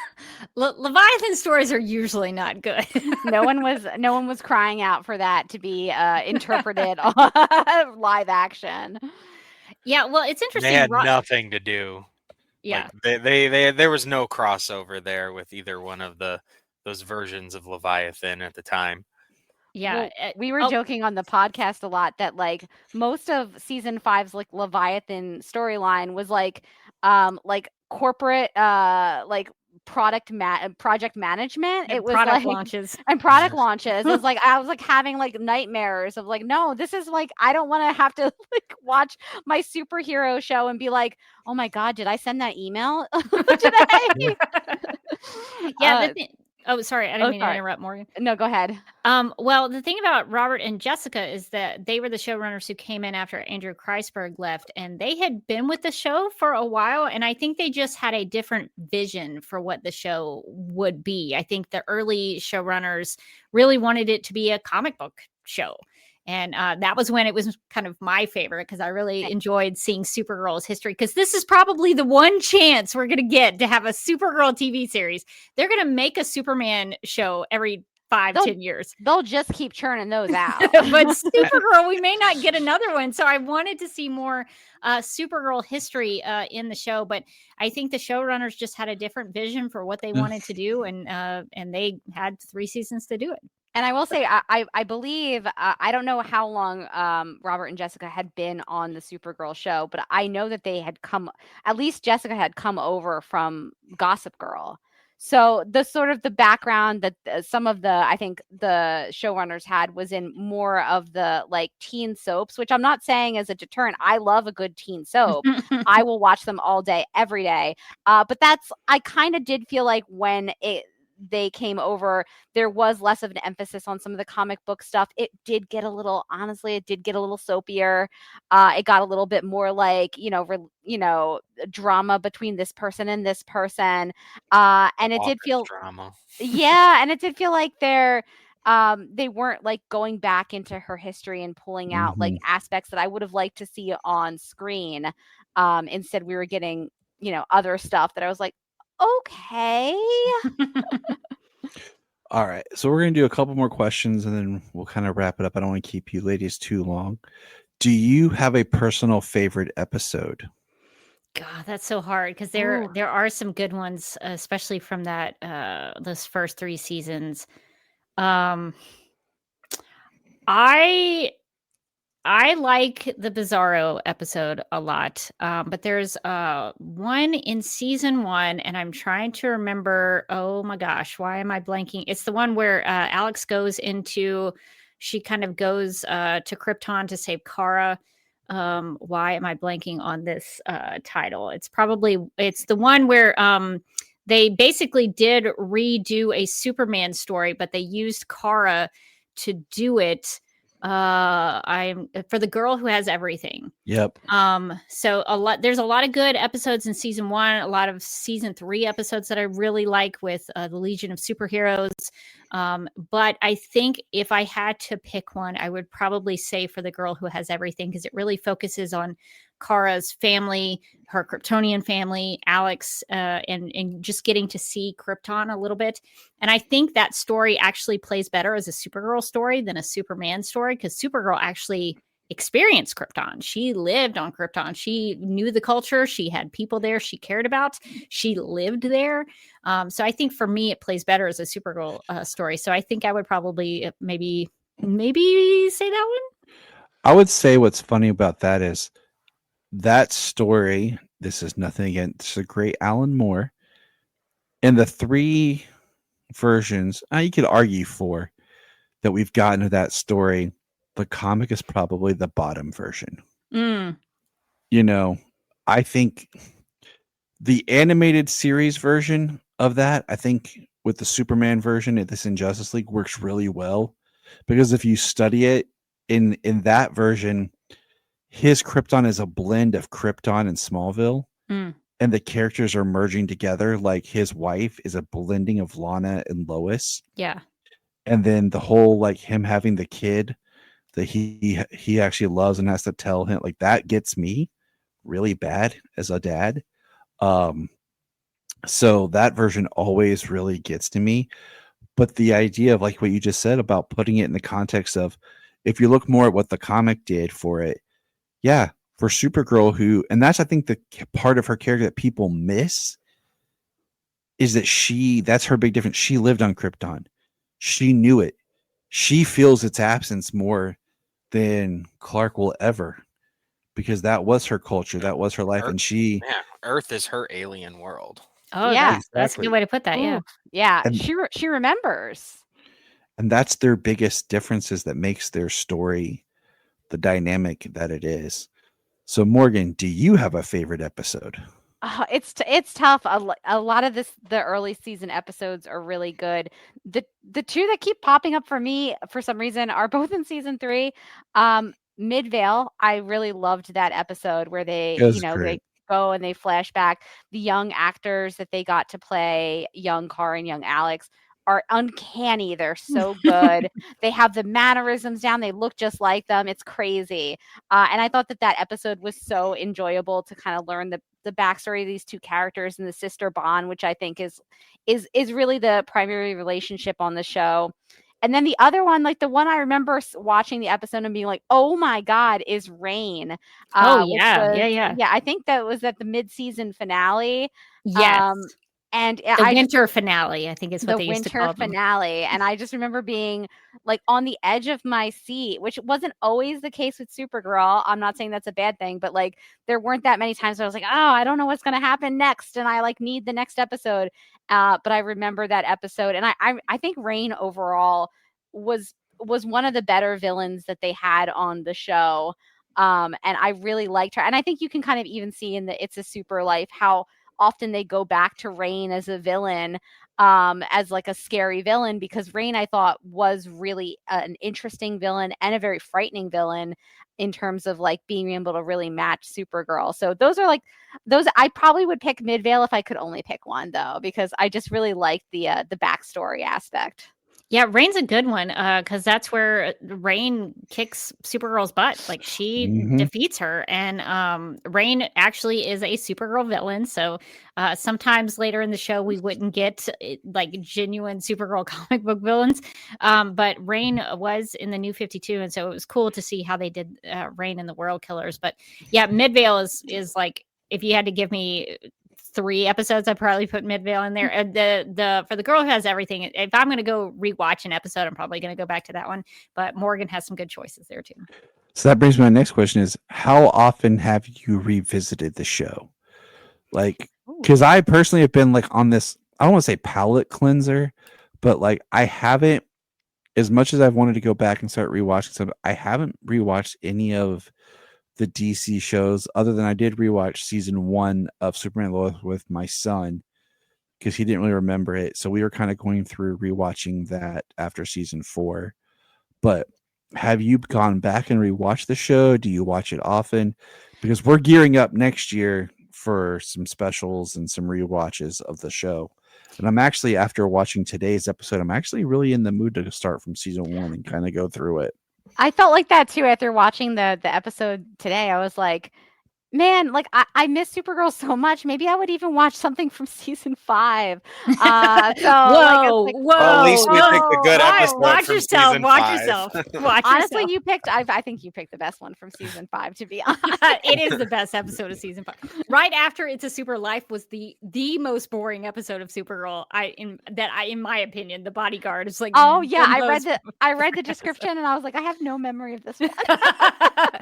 Yeah, so It's a Super Life is definitely the best one of season 5. It's funny that you mentioned that. Morgan and I, within the last couple of years, I can't remember. I think last year maybe we did a Supergirl Radio rewatch. So Morgan joined Supergirl Radio as a full-time co-host at the end of season 1. So we went back and rewatched all those episodes to get Morgan's take on the episodes that she missed, and that was really fun. Actually, season 1 really holds up. It's a great season. It really does. Every single episode, I remember being like, just like this one too. Surprise! I like this one. This one was really strong. And I remember after we finished that season 1 rewatch, I like was really tempted to just like keep going, like go straight to season 2. But I didn't. So besides season 1, I don't know that I have rewatched any of the seasons all that often, which is funny. But I think it's because also we would watch them and then we would podcast about them. So I feel like my memory of them is a little bit fresher. Although then you'll ask me a trivia question, I'll get it completely wrong. So yeah, I probably would go back and rewatch season 1 through season 3. But usually if I have to like go back and revisit an episode from season 4 to season 6, I'll usually go back and maybe listen to our episode again, just because I think that's a pretty good summation of the episode. But I think I would probably, if I was going to rewatch some stuff, I'd probably put season 1 through 3 on. Yeah, That I think part of it has been like there for a while. There wasn't any time to rewatch anything because like just keeping up with however many DC shows we had at the time, like there wasn't like you'd watch the episode, you'd podcast it, and then that was it. And I think that's where I'm like I said, like right now, like I've been a palate cleanser, and I think honestly, the 2 shows that I really feel like rewatching, is Supergirl because I had. The only one else that I've watched was I did rewatch the first 3 seasons of Flash about 2 years ago. Supergirl and Stargirl. Oh yeah, Stargirl was pretty good. We actually haven't talked about season 3 of Stargirl. We need to do that because Mr. Bones is in there. One of our Stargirl is actually on my list because I watched the first season. And then I kind of fell off, and I really need to catch up on the other seasons. But I really liked that one. I feel like it had a very like it was solid. All 3 seasons, and I watched it with my kids, and I made my daughter her own little Stargirl cosplay outfit. She loved it, and I feel like that one, like I've seen little clips people posting. I'm like, you know what? I need to go back to that one because season 3 was really good, and I feel like it was the one show that was really good that nobody got watched. It kind of got just swept up and like caught up with like the changing from the DC universe to being on HBO Max, and then it not being that big of a name, and then Crisis, everybody losing the interest in the DC CW shows and things like that. The only thing that I didn't particularly like was changing Henry Thomas, switching out Henry Thomas's Dr. Midnight. Yeah. Somebody else playing him. He did the voice in all of season 1, I think season 2 as well. But when they did a flashback episode, it wasn't Henry Thomas as Dr. Midnight. Yeah. The frustrating thing about Stargirl is that for years we campaigned. Well, we just campaigned on the podcast. We didn't take it real seriously, but we wanted Mr. Bones / Director Bones to show up on the Supergirl TV series because the of the DEO. Yeah, he's like, when you think of the DEO, if you've read those stories, Director Bones is the director. He's the head of the DEO. He's kind of a big deal. He worked his way up from being a supervillain. Yeah, so he has a really fun backstory, and we always thought, well, maybe it's just because they can't do him. Like he's a whole like skeleton man. Maybe they can't do him. And then he showed up on Stargirl and was like, well, they did it. They figured it out. I So mean, yeah, that's the only frustrating thing about I would Stargirl. have been okay if Supergirl wanted to put like a skeleton and just have him like move around like like an old like in an old timey black and white film. Like I would have accepted that. They didn't Stop have to motion do skeleton like Army of Little puff of Darkness. cigar smoke. I would. I like mean, a spooky, scary skeleton. You know, I would have been okay with that. there's always ways around it. Like there could have been something where he was getting like fake skin put on him. We didn't realize, and after time, we had a character that was there, is the director. But then we had a scene where like he just didn't. All of a sudden, like his skin's fallen off, and it reveals that it's been Mr. Bones the whole time, and that he's, And I had a pitch a long time ago that I wanted Mongol to show up. And like you could do a version of Mongol where like he wears like a wristwatch hologram projector, so he would have an actor who is not as big hulking person but a strong actor as like Mongol, but then like reveals himself to be like a whole big war world thing. And that's the sad part is we as fans of the books and of these stories, seeing things that we wish would have come to fruition, but there was so much at one time you're just inundated, and now you're like, oh, there's nothing. And I think it gives you a chance to kind of go back and see some of the things you missed and even appreciate those shows more. But speaking of shows to appreciate, tell us about what's coming up on Supergirl Radio. What can you ladies promote for listeners today? So yeah, you can check us out on supergirlradio.com. We're on all the socials, X, Instagram, Facebook at Supergirl Radio. The thing that and actually you can also join us live on Tuesday nights at 9 p.m. Eastern. We usually live stream at youtube.com/DCTV podcast. So we love it when people join us in on the fun. And I think we can maybe talk about this, but Morgan and I have decided that we are going to finally tackle the Peter David run on Supergirl, which is kind of a mammoth task of ginormous proportions. But because the Woman of Tomorrow movie, or at least the comic book, did have some connections to the Peter David run with the sort of the Earth Angel Fire Wings in there. That's from the Peter David run. I was like, we got to do this. And so Morgan's never read it. And so I'm very excited to hear her opinion on it. So we're going to be starting that soon. I'm so That's excited. awesome. I'm so scared. I'll definitely be listening, excited for that, because Supergirl has such a uniquely bizarre history in the comics of, I don't even know how to put it sometimes, because depending on when you pop in, she could be an angel, she could be Matrix, like it's just, but we're going to be tackling some of that stuff next year, and awesome. Just kind of going back to her stories. But I want to thank you both for being here with us and chatting. Thanks for having us. Thank you so much. And I know, like, I definitely want us to touch base sometime next year on something. I've already have next year planned out. As James has learned, I have the podcast planned out in detail through. I have it in detail through 2028, and then the bones for 29 and 30.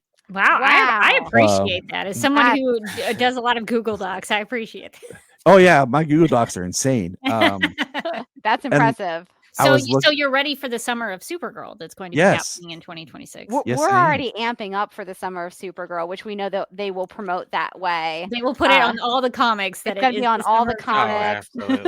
I mean, you know what? Tie-ins. They should. I would love if they really do it correct, and they really, push Supergirl specials, push, I think, some great surprise one-shot books.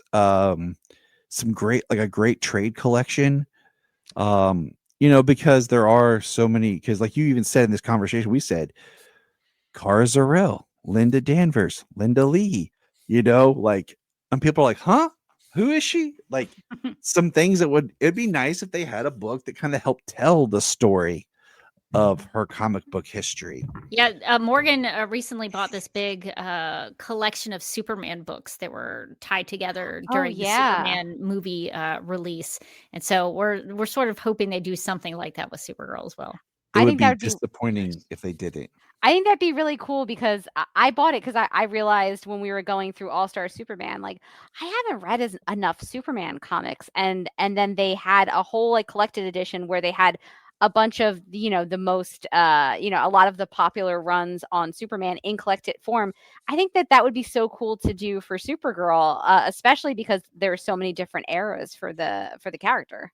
Right. Instead of just saying read Woman of Tomorrow, which I've read, we've never talked about on the podcast because we are now, once they announced that was going to be like the inspiration for the film, I was like, oh, hold off. We'll wait. Yeah. I actually have to buy the trade of that. I have the only issue I've read is as I have the whole first run, all of the books, and the only one I've actually cracked open is issue 1.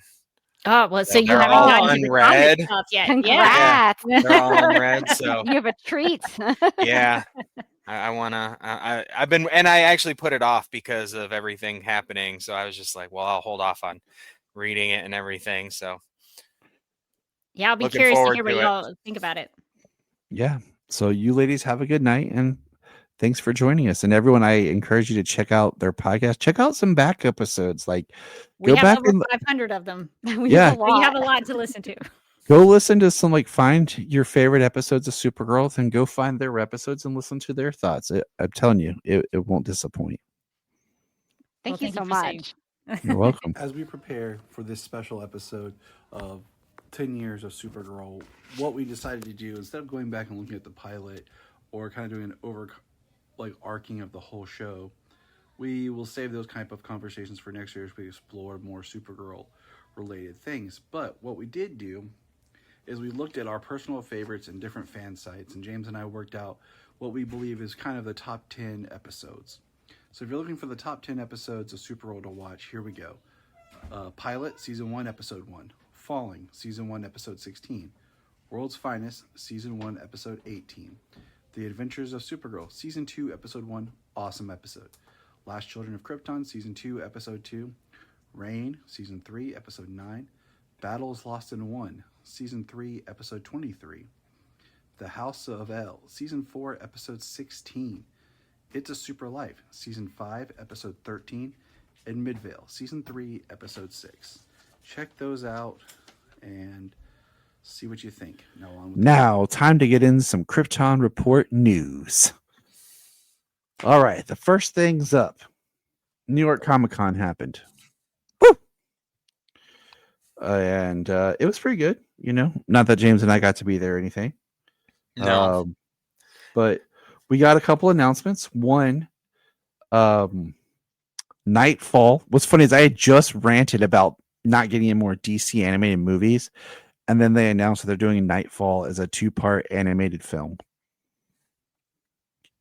So I'm feeling pretty good about it. Yeah, wasn't it 2-part? Yeah. I didn't see that. I didn't see the whole thing. I didn't see the whole Variety article. I thought it was 2-part. I could be wrong, but I feel like it needs to be. Just if you're going to, I think it should be. Yeah. And which is funny because I feel like that's one of those. Oh yeah, we should have done that. Like like one of those Batman stories, because like it's supposed to be like the Batman kind of equivalent of what was going on when the death of Superman was happening. And yeah, let's see if my reference point here has anything. A multi-part animated adaptation of Nightfall is currently in production. Multi-part, so okay, cool. I'm just excited to start having my DC films back. Yeah. I mean the animated films have been the Tomorrowverse was a bit lackluster. We haven't had really a whole lot since Crisis. I know Aztec Batman just came out. And I feel like it came out and flopped because it's so disconnected, being Aztec Batman. And they didn't really promote it and just kind of came out. Like, I'm going to watch it when it hits. It's the first one that I haven't bought. That was like supposed to be one of like the big releases. Yeah. Like I didn't buy the Suicide anime or the Catwoman anime thing. or Ninja Batman, because that's all anime based. But this is the first one I didn't buy. Every other one I would buy when they would come out, like constantly. And this one I was like, I will. This is the first one I've been like, I'll wait till HBO. So that's exciting that's coming. We also got that DC will be adapting The Killing Joke into an audio drama with Troy Baker returning to voice the Joker. Well, that's okay. good. I mean, that's cool, but it's like, I don't know. Like, I'll listen to it. I'll be, it's just like I want some of the other stories to get time. Like, I'm really loving the Dark Victory, like a new episode dropped I haven't listened to. And I'm really loving the Dark Victory, how we went from Batman Year 1 to the Long Halloween to Dark Victory, which is kind of like a Year 1, Year 2, Year 3 thing. And then we have the ones that they're doing like Kingdom Come, and they did All Star. And then this one, probably they're going to end up releasing it on its own, which I'm glad they're doing it. But at the same time, it's like, there's other stories, we don't have to just keep recycling the same ones. Right.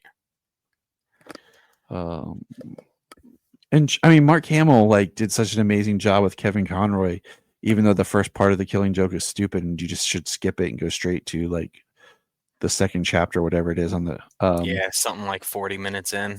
Yeah. And pick up where basically The Killing Joke starts as a book. Yep. Jim was like, how are you going to top that even in an audio drama? But I'll probably listen to that with my wife. And I mean, Troy Baker, he mostly sounds like a Mark Hamill impersonator anyways. Anytime he's done the Joker, you can tell he does a very good Mark Hamill impersonation. He's just a little bit higher. His pitch is just a little bit of a higher pitch. Yeah. All right. So let's see here.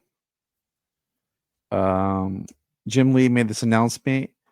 DC Comics will not support AI generated storytelling or art. Thank you, Jim Lee. We love and respect you for that. Yes, absolutely. They did announce it looks like we'll be getting a Superman and the Authority 7-inch figure in winter of 2025 from McFarlane, it looks like.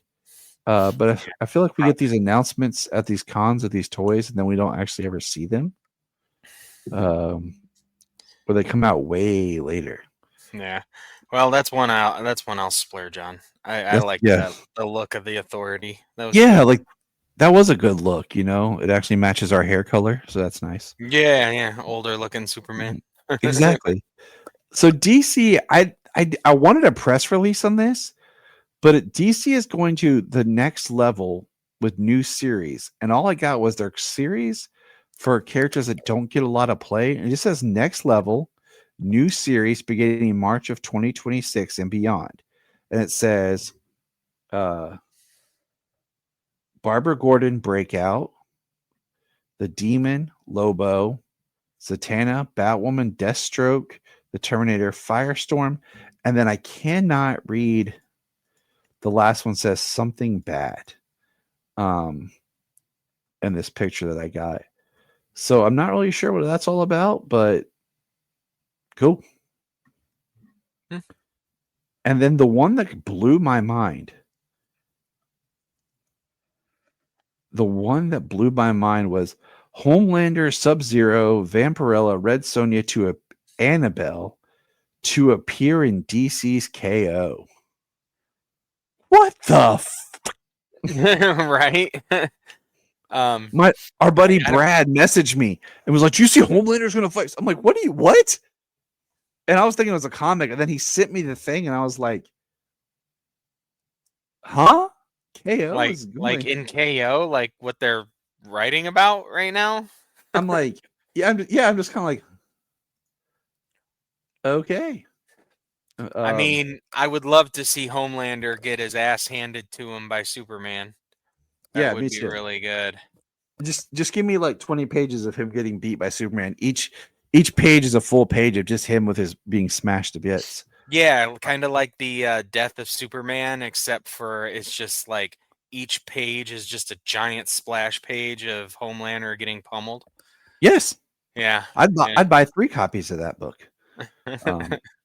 The Playmobil toys that are kind of like the circular version of like Legos. I guess DC is coming to those. We're gonna have some of those toys. I'll keep my eyes out for those at the store. And then the last thing to talk about is the Bat Fam trailer. Did you watch the Bat Fam trailer, James Cole? No.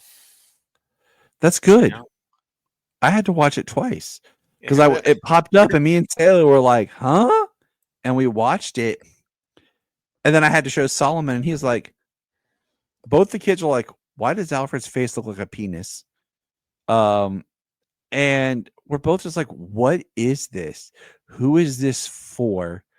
Who are these characters that are part of the family? And I'm going to watch the first episode just because that's my rule, just, but it's coming in November. So it's kind of neat that they're promoting it like a month out. But I'm really like, okay, you're giving me this when I'm waiting for my Cape Crusader season 2. And the only thing I've gotten recently, there was a post about Cape Crusader season 2 saying that the Joker is going to basically be a different version of the Joker. Yeah. And I'm just like, okay, isn't every like vision of it was the way they worded it. I was just kind of like, okay, sure. But can we just get a version of the Joker that's comic accurate? Like, yeah, maybe we'll get lucky and it'll be a little more Golden Age accurate, kind of like the dark version of the one in Three Jokers. Yeah, like painful for him and that type of stuff. I just, the thing is, we've had every live action Joker and like most of our Jokers have been very like grotesque, like looking styles of Joker. I really just wish I could have I love the Jared Leto look as far as the hair, the white skin, and like the red lipstick kind of thing. Not the tattoos. I would have loved to see a Joker that's that version. Instead of whatever the hell it is that Matt Reeves has sitting in that jail cell that still can be fixed before we actually see more of it. And I'm like, I just want a Joker that makes me feel like creeped out, but not like so, well, kind of on that, since there's nothing else there really. The Joker look, a Joker look that I do really like is the Ice Nine Kills the last laugh track. See, or the laugh track. I'm sorry, the laugh track. I love that song. Has been stuck in my head for days. Actually listen to it a couple times today. Yeah. He looks great except for the scars on his face. Yeah. I just don't want cut up. Yeah. But part of the band's motif is the horror based. So that's kind of that look there is and what I actually love about the look of this Joker is there's a strong Batman 89 feel here, because obviously they're doing a whole Batman 89 thing. He's wearing the pants. His coat is very similar in the cut, but the coat is actually like leather studded almost, looking like Heath Ledger's Joker. Yeah, it's very much not Heath Ledger's Joker, Jared Leto's Joker. And then he's got the scars, but they're more like fresh and wide open, like Heath Ledger. Yeah, it's very much a beautiful amalgamation of the movie styles. And it is a fantastic song. I love it. So catchy. It is so catchy. It's in my head now. Yeah. Too. But that's really all I have for news. We interrupt whatever podcast you're listening to for this special edition Krypton Report with special guests Capes and Lunatics crossover. It is I, Tyler, the Superman of Blue, who's missing his sidekick, the Superman of Red, because he spent a long day fighting crime. and saving people. So I had to bring in some backup. I got my man Phil, podcasting strong for 11 years here from Capes and Lunatics. Hello, Phil. Hello, what's up? And then, of course, I got my special guest, Mr. Levi, the round Superman himself. Always great to chat with. Happy to be back. It's been a while. Yeah, it has. But Levi knows he has an open invitation. He just sometimes gets busy with that thing called life. So we are talking Peacemaker, season 2. And let's see. As of this recording, it's Friday. It ended yesterday on Thursday, and I've just kind of been processing it. Today's Saturday. See, I don't even know what day it is anymore. I saw Phil's reaction. We were going to record on Friday. I was like, damn, I missed work today. I missed a whole day. Yeah. See, it's this whole new thing with Solomon moving to homeschooling and my new position's remote. So I work from home most of the time. And it's throwing me off. I don't know which way's up anymore, fellas. But Peacemaker season 2. Let's start here. Just overall thoughts, liked it, didn't like it, what worked for season 1. We'll start with Phil. I liked this season. I mean, I liked the first season. I liked this season maybe a little more just because it was more. It got more to the emotions of everyone and friendships and everything.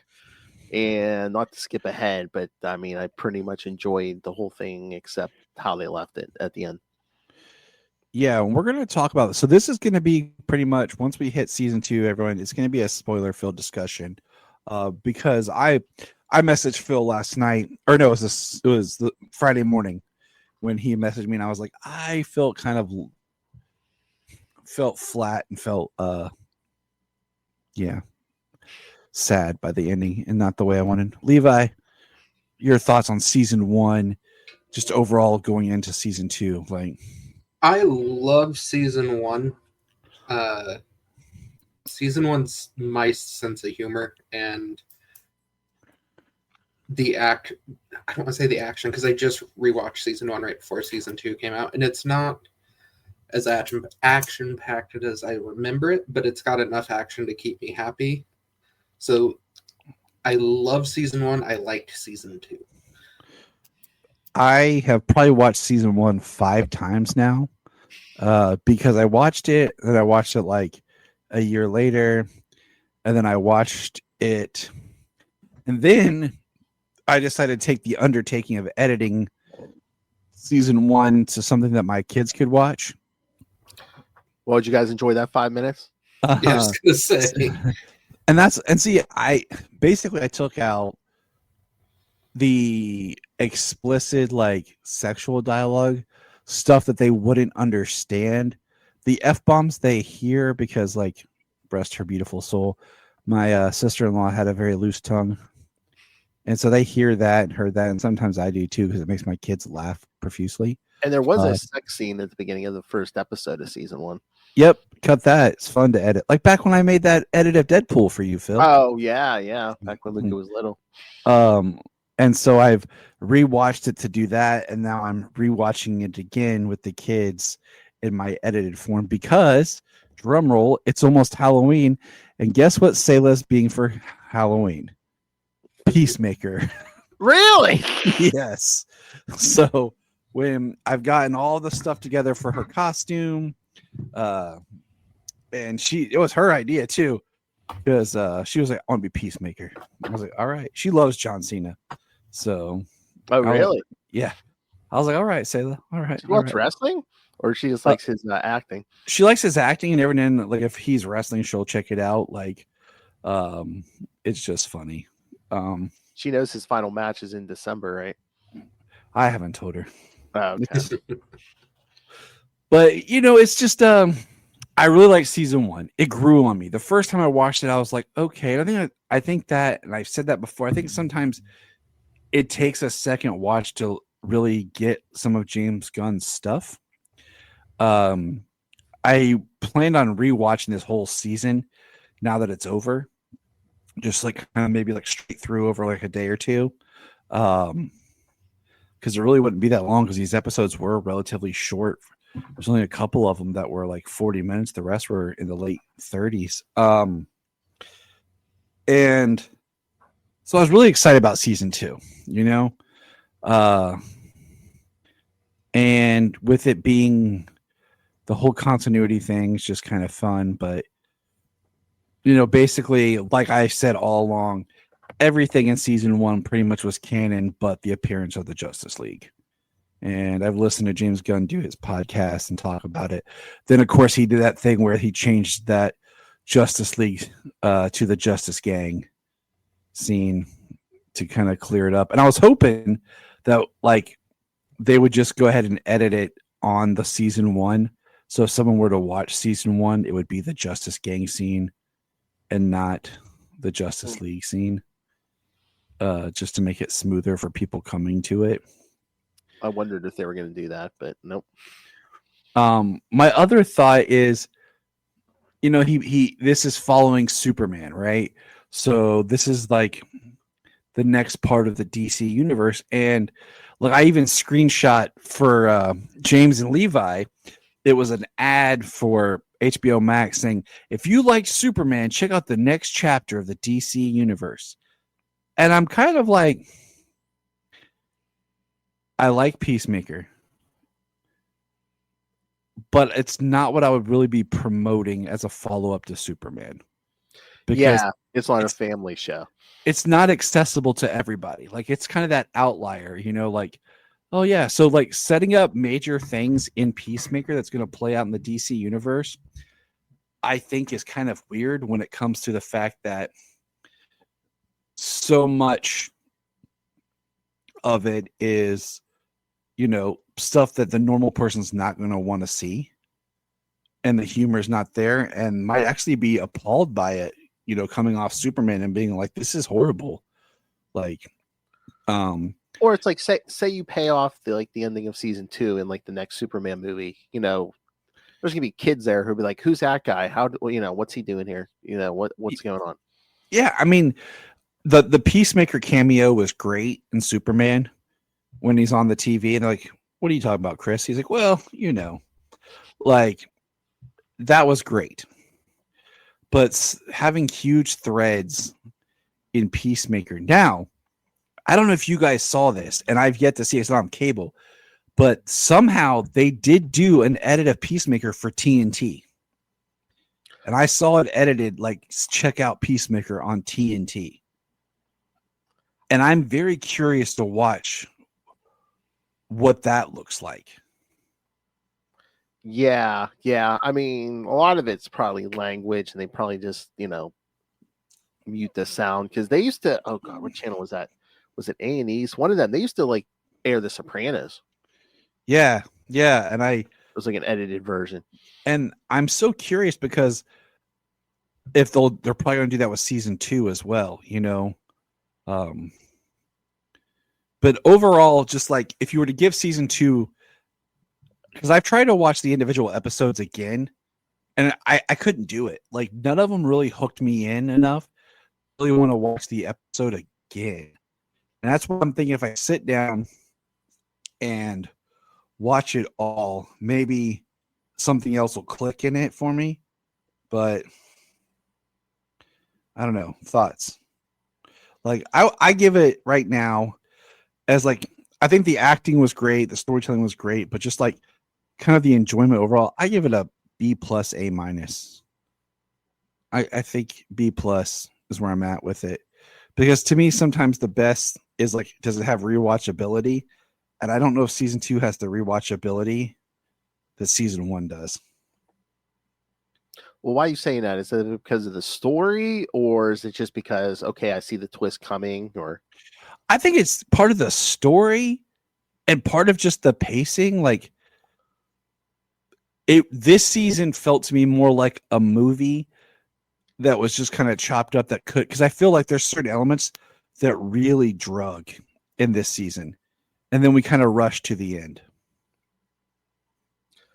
Yeah, the first 2 episodes of this season kind of drug it. You know, we really don't get to the other universe until what, the end of 2? he kills himself at the end of episode 1. Yeah. And then, we have these long scenes of him and Vigilante like dismembering the other Chris's body, and I'm like, okay, they really cut down Vigilante's role. And then as we go, there's certain character beats and with certain characters like Rick Flag that I would have liked to have seen more time spent on. So when we get to the last episode, I'm like, compared to wasting time like watching Vigilante and Peacemaker cut up Peacemaker 2 in an orgy. Yeah. And that's the thing, is having that scene in the first episode is really like, holy crap. Like, it just hits people like, hey, all right, this is the new DC thing after Superhero. Let's watch this. And then boom, James Cole's house on the weekend. Like, what are you gonna do?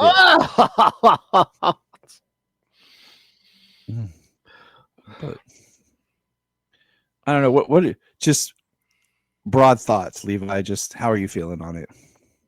I mean, if you gave it a grade, I'll give it a grade. I gave it a C+. It's, to me, and I heard Gunn say this, season 1's about Peacemaker, season 2 is about Chris Smith. Which is fine. And I enjoyed it. I think, like you, for me, it dragged a little bit. I think episodes 5 through the finale are much tighter and much more entertaining. But other than the scene on Earth, called Earth X, where he takes out the freedom fighters,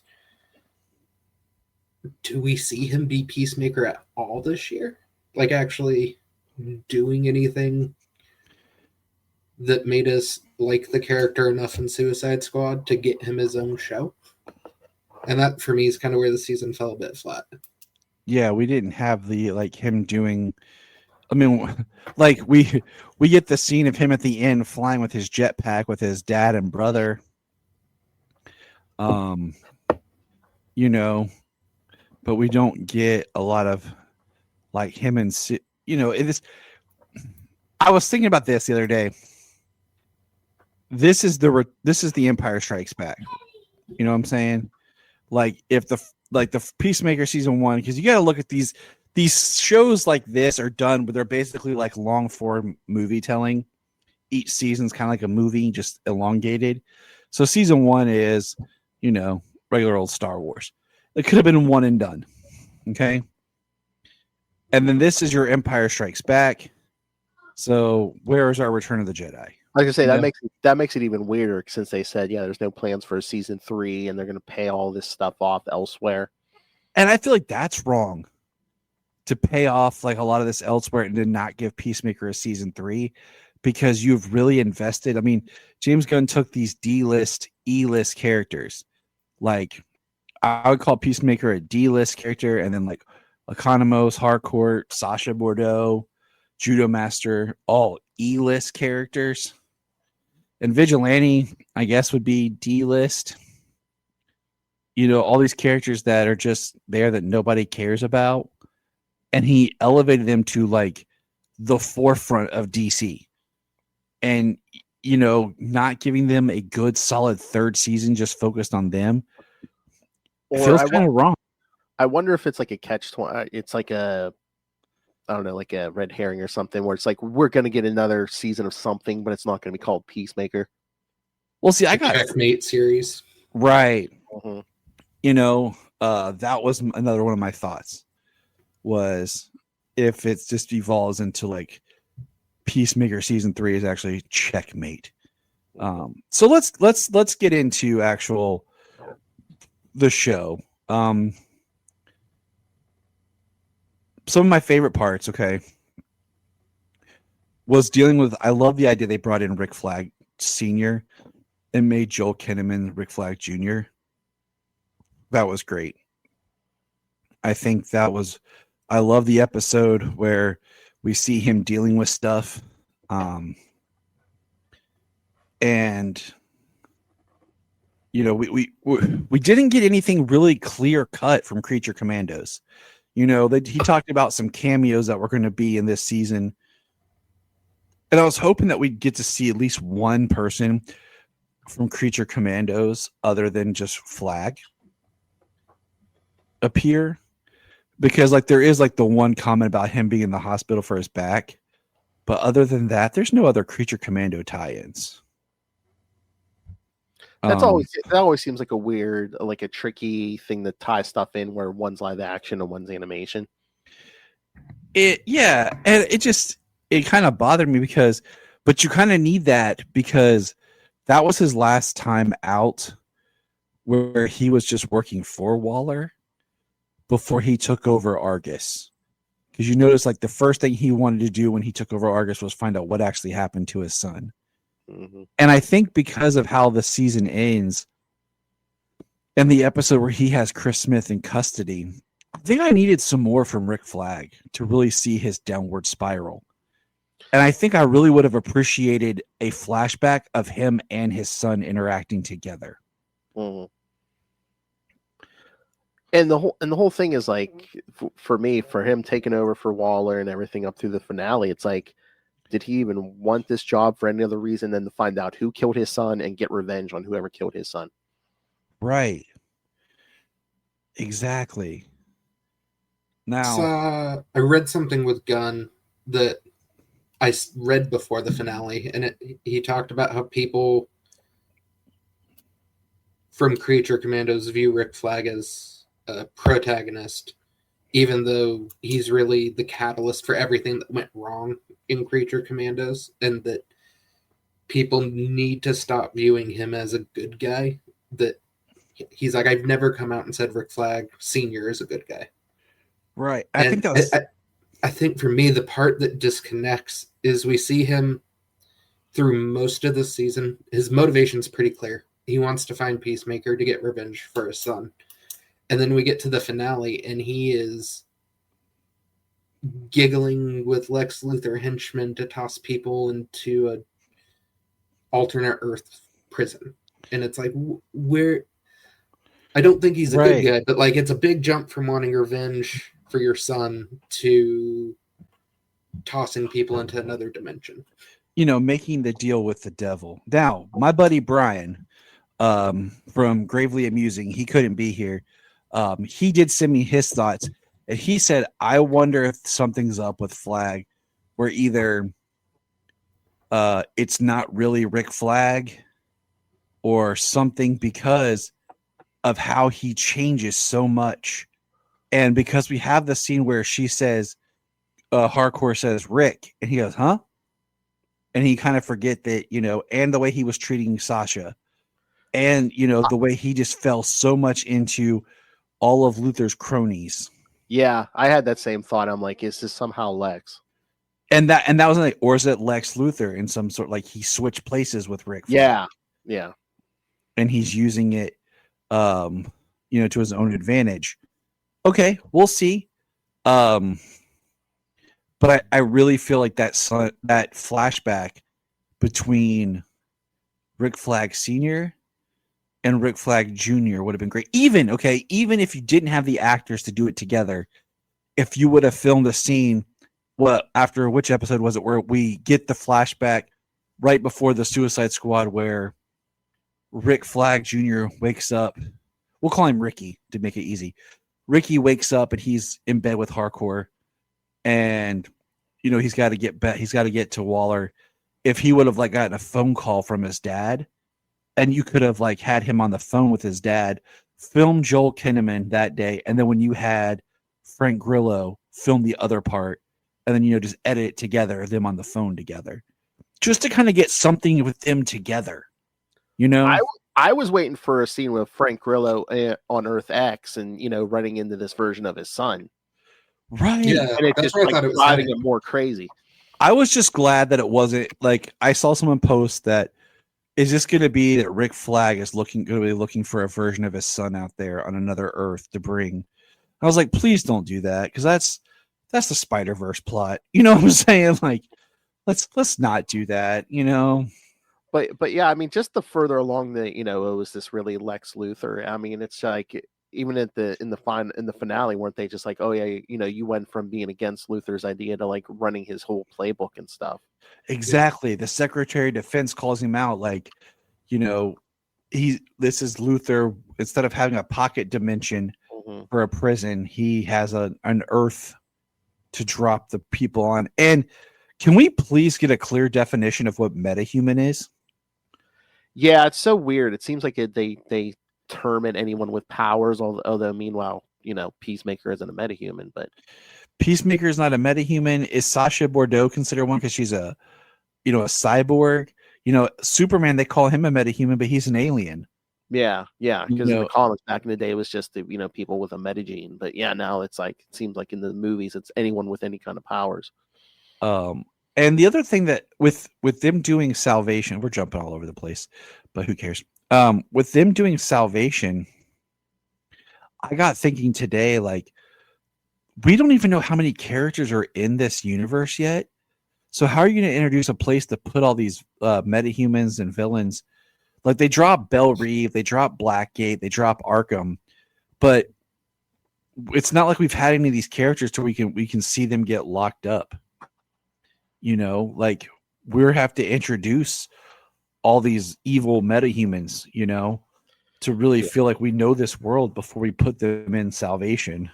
Well, again, it's like how long until we get back to this? We got a Supergirl movie, we got the Lanterns TV series. So we're probably not going to get back to this till 2027. Hopefully, with Man of Tomorrow, because that's going to pick up the threads here. I was going to say, all right, you ready to have your mind blown? The dimension where Chris Smith is at, or whatever it is. What if that's like a bottle on Brainiac's ship? Dude, I would love that. I need some Brainiac. Like, they dropped some subtle hints. There was Happerson said this technology is beyond anything terrestrial. Yep. And I think in the episode before that, there was what do you say? Luthor's vibrated on the tracking his portals, and this one was stable. It had no trimmer. So it's definitely Brainiac's the easy answer. And it would be smart to bring in Brainiac for things. So James Gunn talked about cameos in this season, and the big cameo was Lex, and then he talked about more cameos. And when the finale started and there was Otis, I was like, sweet, Otis, that's the big cameo. And I was pretty much right. Nobody really cared that Foxy Shazam cameoed. As much as it seems like Happerson was the big cameo, although I think James Gunn said that's one of his buddies. So yeah, it's one of his best friends. And I'm like, that's fine. Like, Happerson, like, it's cool to have that connective tissue, right? But like, I don't really need Sidney Happerson to be a big character. He was plot device so Rick Flag could operate the portal. Exactly. And then I'd prefer more of Otisburg, but I did not really see the twist coming that they formed Checkmate. That's probably my biggest surprise from the finale. I loved that the boat that they kept talking about throughout the season between Harcourt and Chris Smith was just them kissing, like, and not what everyone else was like. They had relations. I preferred it that way because I think it meant more to the characters. But well, yeah, because sometimes they talk about, oh yeah, he's more like a 12 or 13-year-old than like a grown man, and he's just like, I think Leota said it best, when Chris is being Chris and thinking for himself, we see how he truly is. But when he's trying to do what other people want, that's when he fails and doesn't succeed. When he killed, like she said, you killed Rick Flag because Waller told her to. And even though and she also said, oh, you're big and dumb, but I know you love me. Yeah. She brought her A game this season. Like, I loved her in season 1. I love her in season 2. Like, she really is just an amazing character. I think everybody stepped up their game in the cast, but again, it's her. She definitely did. Cena, I didn't think. I mean, episode 7. Yeah, when he yells when they're on top of Keith, man, Mm-hmm. you buy that. I mean, just period. Like he brought it. It's like if there's only one episode this season I think is rewatchable, it's that episode 7. Yes, I agree. My favorite part with Vigilante and all of his drug money was the best. Can't spend that as a blood curse. And they're all like shoving it in their pants, like. But I would have liked to have known a little bit more of like why Vigilante's so mean to his mom. Like he got pushed, I think, to the back burner this season. Like, and it just kind of was bummed. And then, so the big thing is we're on Earth X, and we find out it's basically an Earth where the Nazis won World War II. Which we've done before, like in the Arrowverse and stuff. And the big twist was that Chris didn't realize it because he was so dialed into his dad and his brother, he didn't really pay attention to the world around him. You know what? Except for the giant mural of Hitler, I mean, there's no excuse for not noticing that. I mean, I can almost get him not noticing because since his dad was such a racist, there wouldn't have been people of color around when he was younger. So right, automatically set off any bells in his head, like, oh hey, this seems different. No, you know, it's kind of like it's similar how I grew up. My dad was in the military, and we lived by military bases, and I got very accustomed to hearing planes and jets and stuff fly over. And now, if we're out and about and a plane flies by or a jet like is in the air or whatever, I don't react to it, even though it's not a constant thing, because I grew up so much just with that sound that it still feels normal. So I could, like you said, I could see him not really thinking about it because he's used to maybe the imagery at home. He's used to like how it is when he was around his dad. But the other thing is he's so tunnel visioned by I have a dad that's good and a brother, you know. And the other thing is this universe, let's look at this. Chris was a D-bag. Earth 2 Chris was a D-bag. He might have been the worst one out of the whole family. I think he was. And I think Keith was the second worst one. Because I think Keith was more aligned with the Nazis than Augie. It's hard to tell just because once he finds out about his brother's death, he's just off the rails. But he's also the one that's like, a black. She got like one got out, you know, and like starts chasing it down. But I think the real interesting is, do you guys consider this Augie to be a good person or what? Like, I mean, even the way he said it, I think as circumstances allowed him to be. And again, we're on Nazi world, so I don't know how much leeway to give him. But I mean, him and the brother, I mean, they gunned down those cops when the Peacemaker and Hardcore were surrounded. Yeah, they had no problem with that because the cops are all Nazis and everything, which is interesting when you think about like Argus, like with Amelia working for Argus and stuff like that. Like it's probably even more, you know, Nazi based. Mm-hmm. But I think about like, you know, everything Augie was saying. Well, yeah, I think Hardcore called him out and he's like, oh, your system's perfect. He's like, I do what I can. I can't fix this world, but you know, I do the little things that I can do. I look at Augie not in so much good or bad. I look at him as more just he's a foil for the rest of the 11th Street kids because they're so critical of him not doing something to bring down the Nazis. And he's like, what are you guys doing? I'm sure your world's perfect and you right every little wrong. And there's Economos and Harcourt who were, you know, bureaucrats running the Suicide Squad. And I think that's what helps Lee take that next step of thinking of creating Checkmate. You know, of what to do. Because, you know, I also think about like Augie, like if you look at it, like he also is so much more of like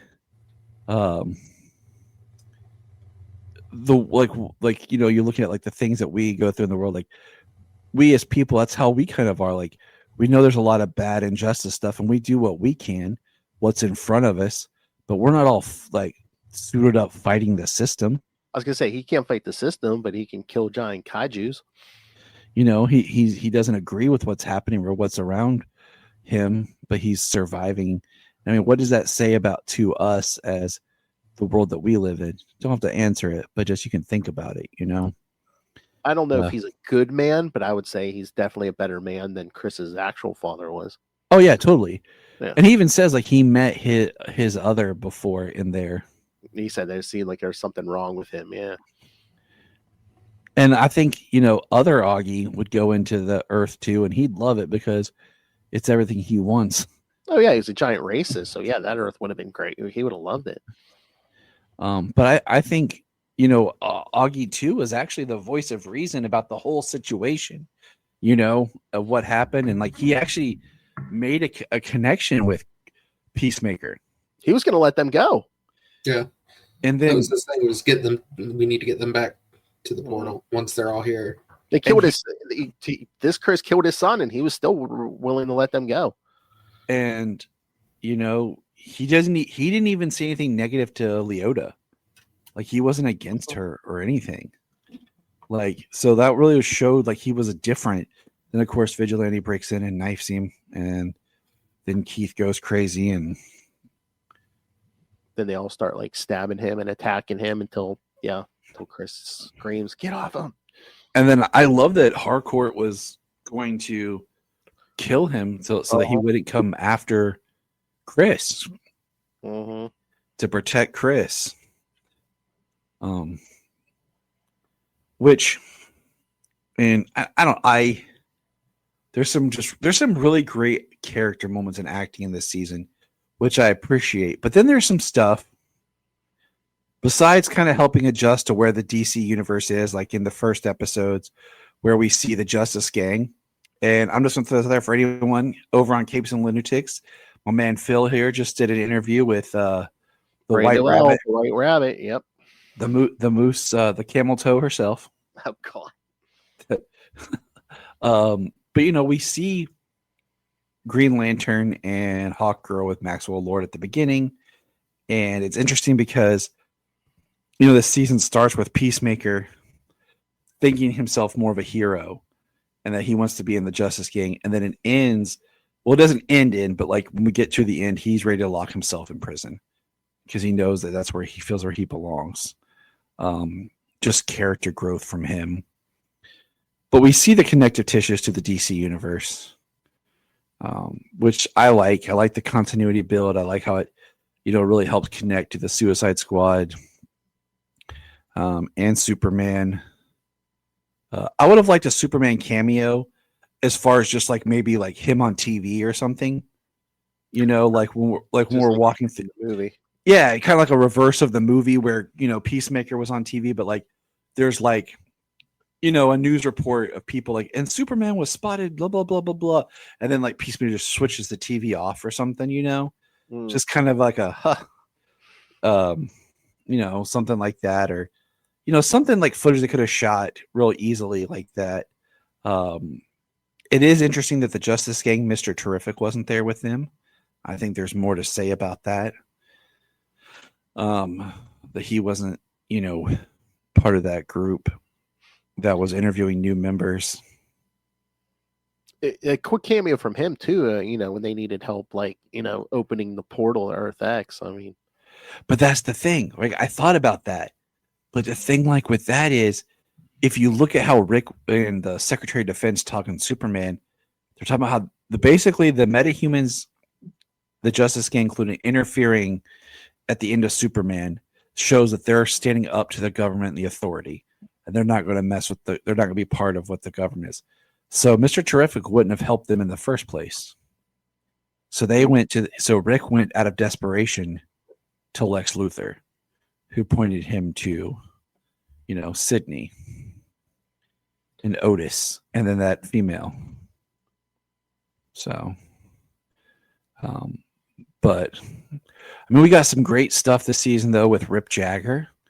We found out that Judo's master's name is Rip Jagger. I think that's even for the comic. Yeah, I think so. I love that he rescues Leota in the pool. The pool scene's the best. It was awesome. And I love how he even covers for them when, they come out of the portal and Rick says, "Is that how it happened, Rip?" And he's like, "Yep." Well, he's one of them now. He's part of Checkmate. I do love that he's part of Checkmate.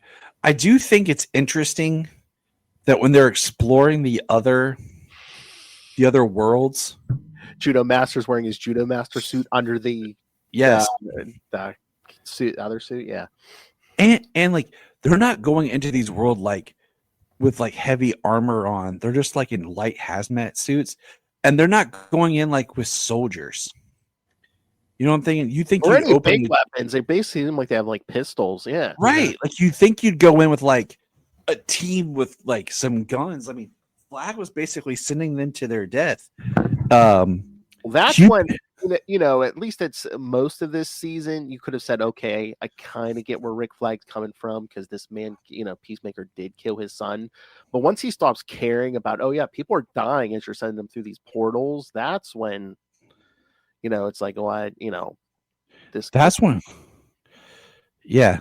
Unless it is Lex, but again, a lot of those things seem like it's Lex, and again, unless maybe he just did it to throw people off the scent. But the final part with the between Rick Flag Sr. and what he does to Chris, I'm like, okay, I thought this was Lex, but it just seems very personal. Yeah, exactly. And I would,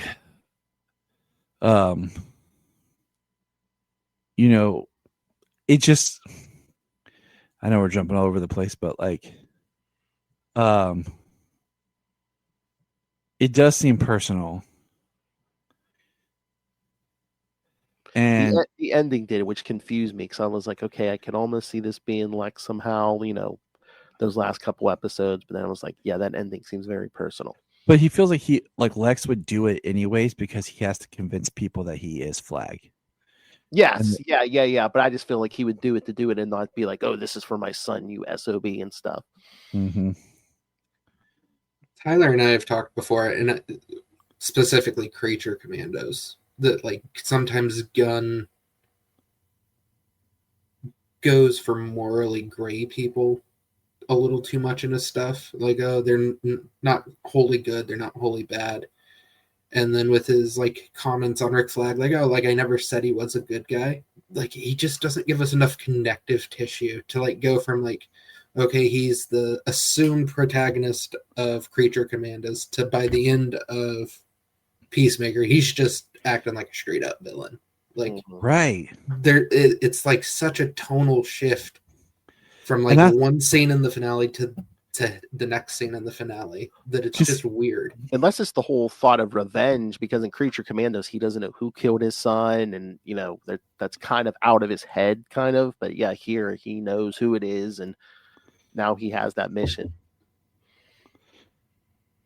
And that's where I'm saying we wasted time in other spots. So let's talk about. So my buddy Brian, like I said, he sent me his notes and everything. He said he feels like one of the things that was introduced in this season, this series, was the Red. And that was the whole stuff with Eagly was introducing the Red. But I don't feel that was the Red. And I feel like the whole stuff with Red Saint Wild hunting Eagly and all that was wasted time. Yeah. A lot of them trying to be funny, which I felt Michael Rooker's character was completely comedic relief and stuff. Right. But I feel like, we got some funny stuff from Economos and that. But you're going to give me that, and then you're going to give me the finale with me with so many questions about characters like Flag turning to where I don't feel like I really understand what just happened. Would you say it's uneven pacing of the season? Oh yeah, the season is totally uneven because it feels like I had a really strong ending and a good beginning, and then I didn't know how to get there, so I stretched out some stuff in the middle to have enough material to make a season. I don't think it's necessarily that. I think it's Gunn being in charge of the company he's making a product for. So it gives him the freedom to lean into some of his bad habits of like, I think this is really funny, and so I'm going to stretch it out. And my buddy Rooker, I mean, he talked about Rooker, they cast another actor and it just wasn't working, so they brought in Rooker. So it's not like it was for him, but like, oh, I'm going to let Rooker come in and work, and we're just going to drag out this joke of this, you know, cultural appropriation, and Eagly's a god now? Yeah. I'm not really sure, but like the god of the Eagles or something. Yeah, the prime eagle, and you know, like I mean, I really liked. I guess so Gunn stated that his original draft ended with checkmate, and then walking out and everything with checkmate, and that talking with Peter Safran and stuff is when they end up doing this, you know, finishing it out with Peacemaker being thrown into the world. And I'm just kind of like, okay. I feel like if what do you call it? If we had a Peacemaker season 3 coming, I would have been more okay with this finale.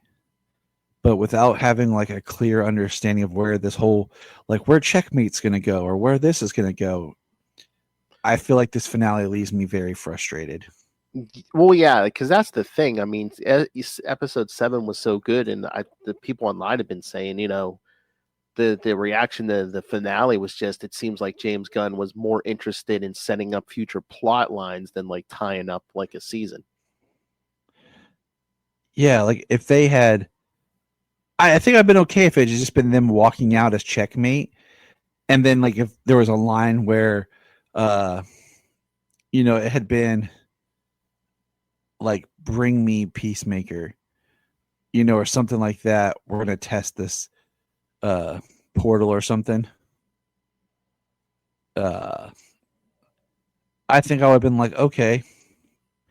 But because that would have been like the cliffhanger of, oh no.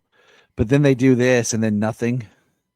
Or it's like, stay tuned for wherever he's going to show up next. Peacemaker will return in, you know, the movie or show or whatever. Yeah. Which in itself is a bit jarring, because how are they going to make anything with the 11th Street Gang work in a Superman movie? Exactly. You might get cameos, but that's really it. You know, you're going to get like, they might pop up, or like they're going to be a reference to Checkmate. But I really don't see. Unless they do their own show, which again, I wonder if they're doing that just because Cena will have very limited time on it. Maybe. And just have them like going to hunt and find out where he's at. Like them trying to find him, and then maybe he shows up in the finale or something if they find him at that there.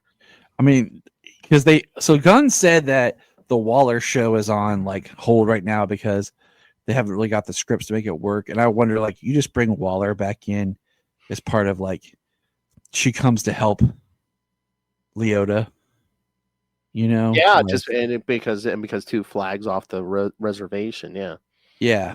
Like, I think that is more probable. And so I don't know. The finale, like, I don't mind that it's very character driven, like with everybody.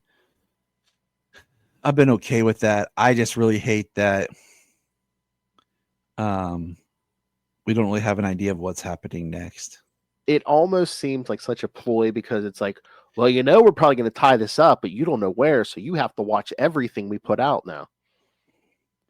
I mean, I'm already going to do that, but yeah, you know. But I mean, some of the casual fans might be like, really? But I would have liked a better, more like contained series, and maybe I'll feel a bit different after I go back through and watch it all over again.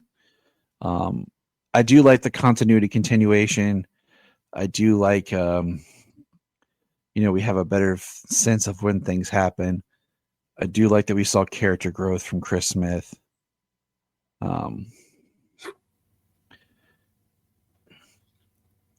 character growth is great, and I really like it. Like, I don't want my C+ grade to be like super negative, because I think the character stuff is great. There's the scene in, what would it be, episode 6, where Harcourt's trying to convince Chris to come back, and like they turn in some, award-worthy performances. Yeah, me too. There's some great individual scenes in this. For me, it's just like, I don't even want to say like a montage of Vidge and Peacemaker like being themselves in the finale after they form Checkmate, or like just,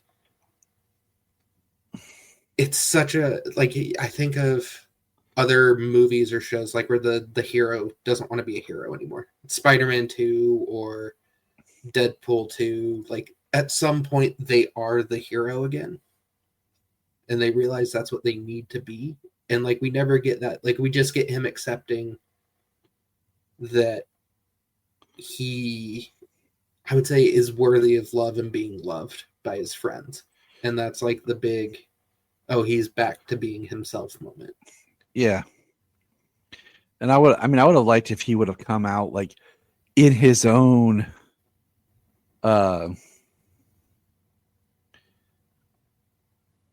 like new Peacemaker outfit. Like he made something a little bit different for himself.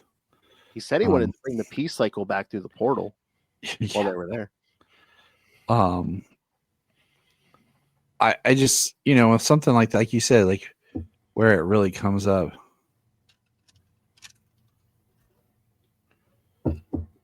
Yeah, and like even those two, like Chris and Harcourt when on Earth X, when they're in Argus and they're talking, that is a good scene too. Character development wise, and because she's another one, because that's I don't know if that's what Gunn's going for, is they're so right for each other, because she has issues like opening up, and she probably doesn't see herself any more worthy of love than Chris does. Exactly. Because she, that one part when she says she's such a mess, and he's like, I don't care. Exactly. He, I don't know, one thing is, I don't consider the Suicide Squad and Suicide Squad to be together. I know he mentions that he was dating June, but that's just a Rick Flag thing, it doesn't mean it's the same June setup from Suicide Squad.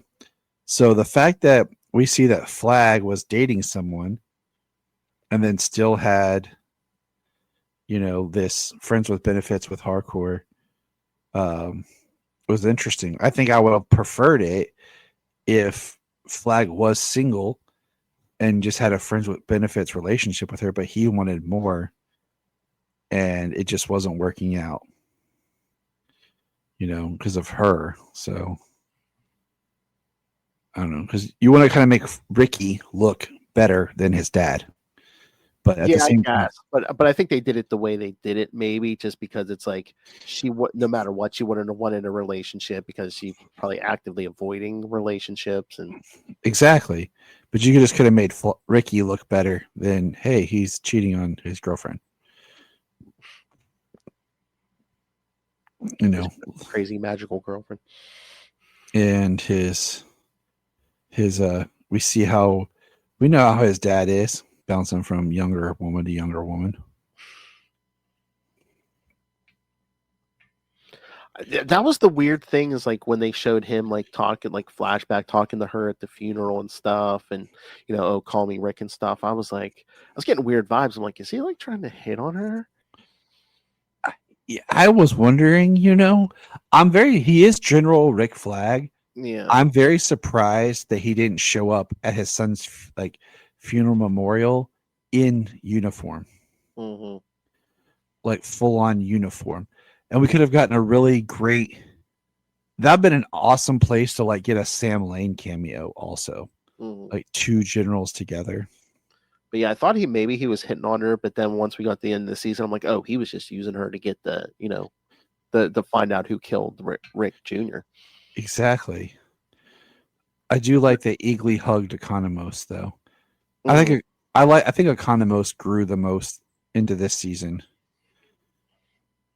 trying to just be a better person, like how he was, trying to protect them by still working for Argus. Well, yeah, I mean, Gunn even said, he threw in that scene with Eagly and Economos just to show, Eagly's going to be taken care of. He's, and they all they care about each other, so. Hey, you want to know a fun fact about spiders? Yeah. Dude, do you know anything about spiders? Yeah. Then we got Tim Meadows' character. But see that he comes off as just like a dillweed. Well, yeah, like in the finale, he was telling that embarrassing story about the one guy, and then once he gets killed, you could tell he was like broken up about it. He was, because we were literally seeing all their people die, and you could tell he also wasn't a bad dude, because when Economos books Peacemaker, and he's like, you did the right thing. Mm-hmm. And that's why I like that he decided to go with them, into all the portals and stuff. Yeah. Yeah, I wasn't sure if he got ordered to do that or not. Maybe Flag thought he was expendable too, but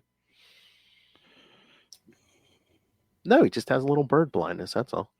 That was Tim Meadows' character too. I don't want to say he is weird, but it's interesting. They said they tested 1,000 actors for that role, which the fan theory online is that he's Martian Manhunter, because why else would you test 1,000 actors for that role? Means he has to make a big turn somewhere. Yeah, so to me, he's more. He's got a lot of Gunnisms in that character, but it's a really. I kept waiting after finding out that when they talked about him in the early post episode interviews, it's like, okay, so what's the point of this character? It feels like he's got a bigger role going forward than you guys are letting on. I mean, yeah, he just at first just something there, and you're like, okay, are we spinning our wheels with this character, wasting time, or are we really doing something? I don't know. I'm gonna watch it again at some point. I'm just gonna kind of sit back, but I just feel like when it ended, I don't feel like I had the hype that I had when the first season ended. And with Peacemaker being stranded, and then not really getting a sense of where we'll see and what will happen to resolve this, and I mean, it's been a success. The show, it's not like this show is not doing well. Oh yeah, I think they said. I mean, it was streaming. The show did good. What was it, HBO Max? I think. Yeah, the movie of the year was Superman, and then this was the series. So, and I'm really looking forward to Supergirl, because if for me to feel like the DCU is really going to do well and thrive, I need to see some other property that's not just James Gunn. I need to see, something that is by other creatives in the universe, because right now it's just all the same old James Gunn stuff. Mm-hmm. Well, did you see the crazy they cannot be true theories, fake rumors people have been throwing out online? I don't which ones? You got to be more specific. Well, no, they're false just because they're like, oh, hey, Rooker's has been cast to play Damian Wayne. Oh yeah, Yeah, I saw one. It was like Sean Gunn's going to be Wonder Woman. Wonder Woman, yeah. Although I do like Gunn did confirm that Sean Gunn's going to be like the Justice League International Max Lord and not, hey, shoot Blue Beetle in the head, Max Lord. Well, I mean, that makes more sense. I mean, I'm really interested to see like if the Justice Gang goes off and kind of becomes its own, thing, and then we still get the Justice League at some point. I don't know. Like I said, I want more things to happen, but it's like right now I feel like the pacing is not too slow. It's just I don't want anything announced until they're actually making it. Because he said, "Oh, we had some things announced, but they're not like the Swamp Thing. That's not really moving as fast and as well as we had hoped. We have other things that are moving forward that." And he did. I just remember this. Gunn did say that Frank Grillo is in a big unannounced DC project. So I wonder if there will be like a Checkmate movie or something. And I mean, Lanterns is still, I think, finally supposed to come out next year. Yeah, it comes out like January, February of 2026. And I'm excited for Lanterns. I did see, I don't know if you saw them, 2 little tidbits that came out about Lanterns this week where it's going to be about the investigation of Alan Scott's murder, I think is what I saw. And then he said it ties into Salvation at some point. Oh. So, they're just, like, it's not that the pacing is too slow. They, I think, shot their load too early by announcing a ton of projects. Yeah. And then, I mean, how many rumored Batman castings have there been so far? I would not have announced Batman the Brave and the Bold until I actually had the script. Yeah. Because that's the thing is like he keeps saying, like, we're not going to do anything until we have a script. Well, there's been rumors that there's been changes made, to the idea of what Batman the Brave and the Bold was going to be. And I'm just kind of like, okay. Not only that, you can't say you're like suddenly fast tracking Wonder Woman and then like we're not going to cast her until we have a script and a director. And it's like, okay, but you just told us like this is fast tracked and happening as soon as possible, and you expect the DC fans to sit here and not be like, who's going to play the role, right? Or not even acknowledge like, oh yes, like we've started light searching or casting the net, whatever industry term they want to throw out. I would rather them just cast her and she appears in something and surprises all of us. I want to be surprised again with stuff and not know everything ahead of time. But yeah, I think the problem is the pacing, is like everything that he announced. The Authority movie is not, like he said, is not working out like they thought. Like they're kind of pulling back on that. They're probably worried about Authority just because it's like, the mainstream audience, anyone who hasn't read a comic, are they going to be confused? Or like, who are these people? Well, my thing is with the Authority is just do a storyline with the Authority, but kind of blend it with like the Elite.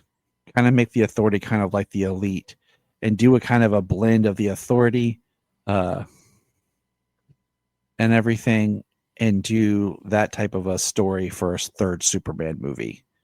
Kind of a whatever happened to Truth and Justice. Yeah, but if you're going to do that, I feel like you have to build up the Justice League first before you're like, oh, these are the harder versions. Yeah, you do. And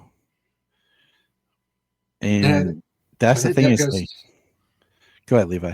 I was going to say, I think that goes back to like what we talked about when we did our Superman big review, is like we get dropped into this universe and we're told Batman exists, Wonder Woman's here, we've got the Lanterns running around, but we aren't seeing them. So like there's just this big like what is going on here? Like, at least with Iron Man or even Man of Steel, like, okay, this is an Iron Man movie, and then at the end of it, you find out there's a bigger universe. Or Man of Steel kind of lays the ground. If you want to go that direction, you could go that direction. Like this, we're just launched in. Metahumans have been a thing for 300 years, and you're going to see 4 of them for the next 3 years. Yeah. You know, I mean, how easy is it, like I said, to have like little cameos of something on TV, you know, when you're like listening to the news in the background of like on the show of just like teasing things. Also, do you think they're playing it cautious though, where it's like, yeah, let's not drop in like a ton of Easter eggs for characters we haven't introduced yet, because then if something happens 2, 3, 4 years down the line, people are gonna be like, well, that doesn't make sense because you said something here, but then the exactly this direction. And that's why, like, if you listen to James Gunn's podcast where he did like all of season 1 of Peacemaker about what's canon, what's not canon and stuff, even some of the stuff he hasn't quite figured out yet. So it still tells you like they're still working on it, and you just got to kind of roll with it. But I mean, that's the danger jumping into something. You know, we're already 3 years into this thing, where it's like, well, okay, well, who's shown up already? Who hasn't shown up already? Right, exactly. Especially like some of the name drops that happen, and then the, you know, people that we see, like, because technically, you know, you already have Michael Rooker's already played 2 characters. Sean Gunn's already played 2 characters. Nathan Fillion's played 2 characters. You know, TDK, and then Green Lantern. We have Maxwell Lord and what do you call it? Calendar Man. I also think that there could have been some fun things that have happened when they opened the doors to the other Earths. You know, we could have got something. Some Easter egg or something. Some Easter egg about the multiverse, you know, but I guess they just really didn't want to hit with the multiverse. Or again, it's just it's like, is this the right time to introduce stuff? Or I get so I don't know. I enjoyed it, but it just I just can't wait till we see Peacemaker again. He's got the big beard and, you know, the ripped up Foxy Shazam shirt. Yeah. He's got and I was like, the sound in the world, I was like, is this going to be like a Dinosaur Island or some, you know, type world? Yeah, or just like some kind of alien monsters or something. Well, I saw one person talking. There's a version of Salvation where it's the training planet for the new gods. It's like, is this a really weird backdoor way to like bring in Orion as kind of like the gateway to something like that? I think whatever it's going to be, like it pans out to be, is going to be it's nothing as straightforward like the comics. You know, it's all taking the comics and remixing it and being inspired by ideas. So nothing's ever going to be like, oh, this is exactly how it is in the comics. When it comes to you know, some of these bigger ideas, especially the characters and stuff like Peacemaker that aren't top tier characters that we know. Like, you know, like Superman, you can only do so much little changes to that world without it really, you know, falling apart for you. Any other thoughts on Peacemaker? I mean, we could probably go for longer, but I think we kind of hit some of the bigger strokes. Yeah, I think we got it. I mean, I liked Peacemaker. My buddy Mike, he sent me a thing he really liked. He was really happy with Peacemaker. He's excited about it, and I'm glad that he enjoyed it as much as he did. See if I can pull up Brian's notes real quick, make sure I hit all of his points he was sharing with me yesterday. I just remember during, like, right before when the first season started, I had like 0 expectations for this, and then I watched the first episode or 2, and I'm like, okay, I'm here for this. I think it's a great example of like Cena's growth as an actor from yeah, season 1 especially to this season 2. Oh yeah, he's having a hell of a year. I mean, between his retirement tour and WWE, and then like even Gunn says, like, Cena really stepped up his acting. So Brian says, of course, like the looks that they found the black hole, maybe where Ultraman went, in one of those photos. You mean when he's Bizarro now? Yeah, that's what he should have been in the first place. Well, that's what people were saying. Maybe he gets crushed or something in that black hole, and he should have just been Bizarro from the beginning, and not even like whatever they did. So we got a zombie world. We got the home of the imps. I don't really feel like that was the home of the imps, and I don't know how no one made a Candyland joke. Because they're a little too busy getting when they first by the imps. that, or I think Gunn even said on the podcast, he's like they weren't sure like legally if they could say Candyland. Because like I feel like if I would have opened the door, that's the first thing I would have thought of. Mm-hmm. It looks like he even said in the script he called it Candy World or something because they weren't sure if they could actually use the name Candyland.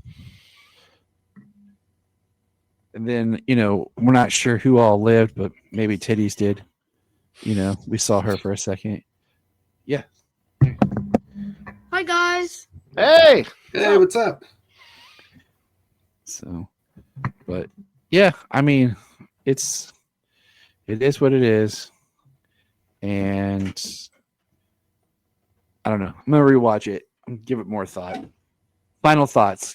Levi, I will start with you. John Cena and Jen definitely brought their A game towards the end of the season. Cena, I think, really grew by leaps and bounds the last few years as an actor, and honestly, it makes me excited to see what else he's in. Don't know how Peacemaker fits into the DCU now, but I mean, yeah, I like it. Again, it's like, Cena and everyone else stepped up their acting game, and I think through the whole both seasons, there's more good than bad. Otherwise, we wouldn't be like, when why are you ending it like this? When are we going to see Peacemaker again, or the other cast? Yeah. But I really want to see where they go with Checkmate, and I really want to see more of these characters. I don't want to have to wait like 3 years. Yeah. A lot happened in between those years from season 1 to season 2. And like we said, it's like making a movie. You wait 2 to 3 years between movies and then you get your next movie. And that's kind of what these streaming series are basically doing. And it's not TV. Because it was how many years between season 1 and season 2? 3. 3, yeah.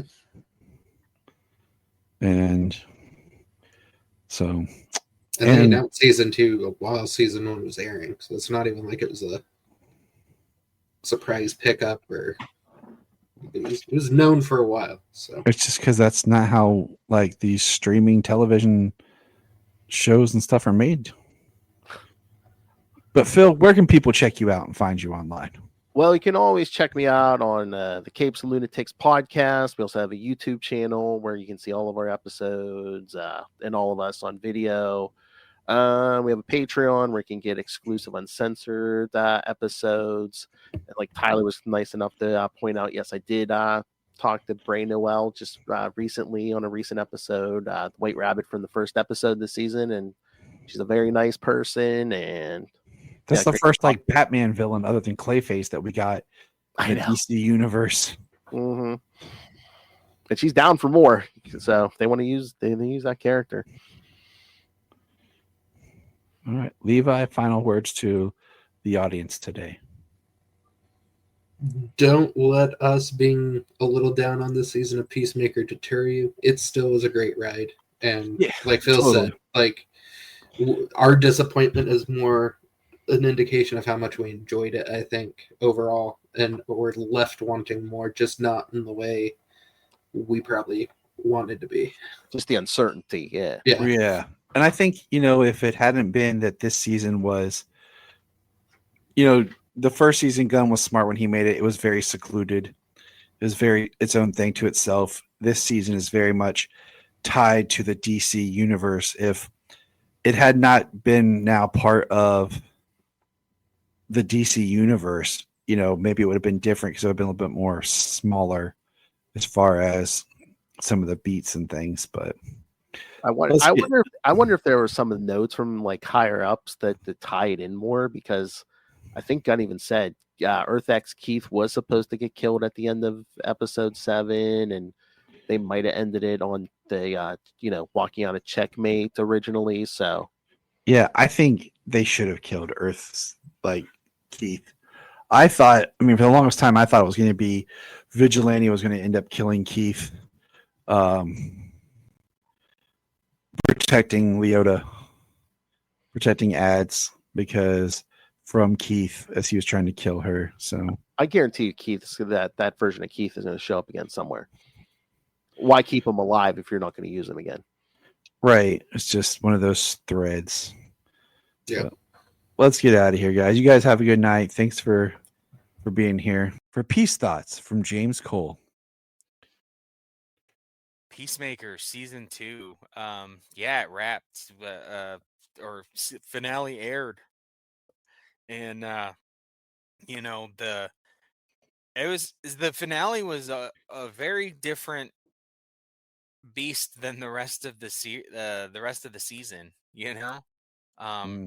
There was a lot of this otherworld build, and the payoff is fine. I expect, and James Gunn has said as much, that the Salvation planet, as they call it, the Salvation Earth, is going to play a much bigger role in the DCU moving forward. But the whole season was very personal for Chris, and that's how they went out on it. Was the season finale was a very personal story.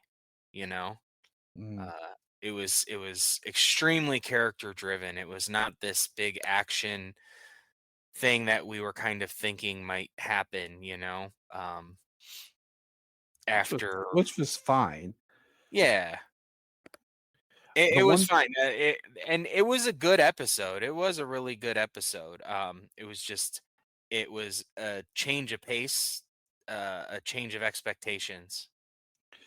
The one thing I will say, like I did not say in our initial conversation, I think there was a little too many songs in the final episode. It felt like every couple of minutes there was another needle drop type song. Right. So I feel like it was a little much. So I can agree with that as well. Having multiple songs played live on the ferry or whatever that they were doing. They had Nelson play, and then they had Foxy Shazam play.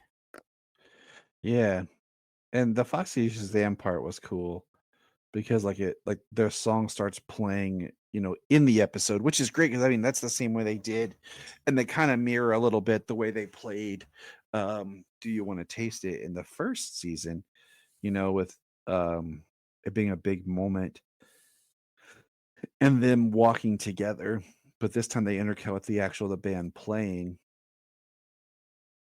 and being in there, which is fine, which I thought was cool.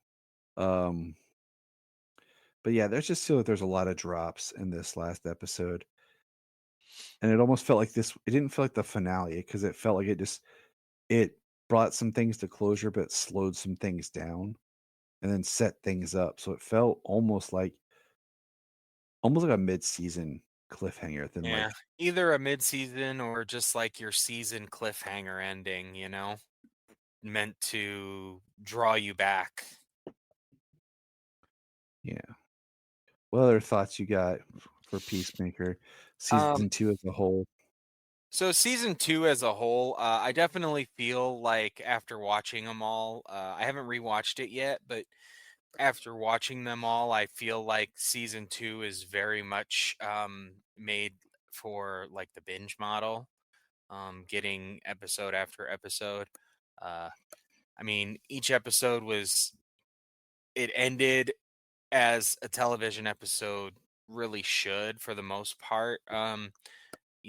Resolved or kind of to draw you back in, and that's how each episode ended for season 2.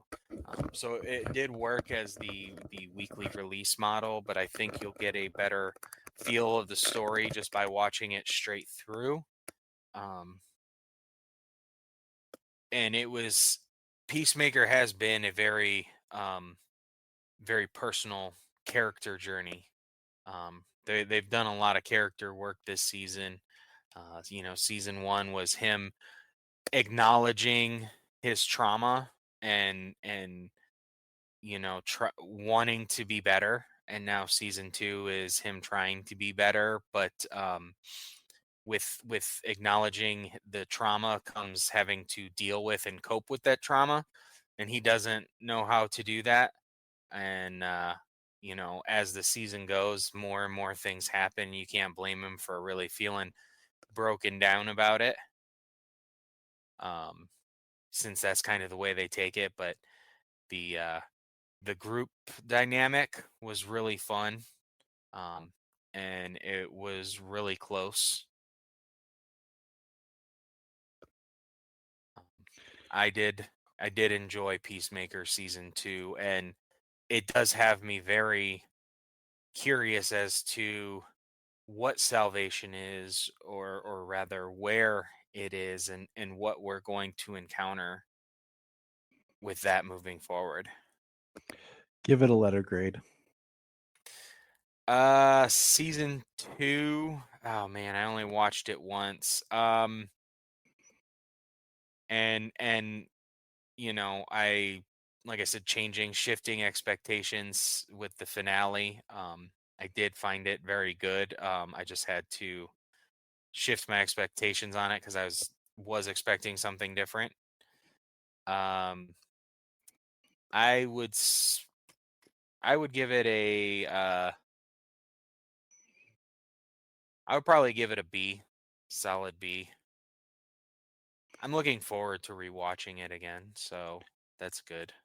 And this has been Peace Thoughts with James Cole. Look up in the sky, the birds,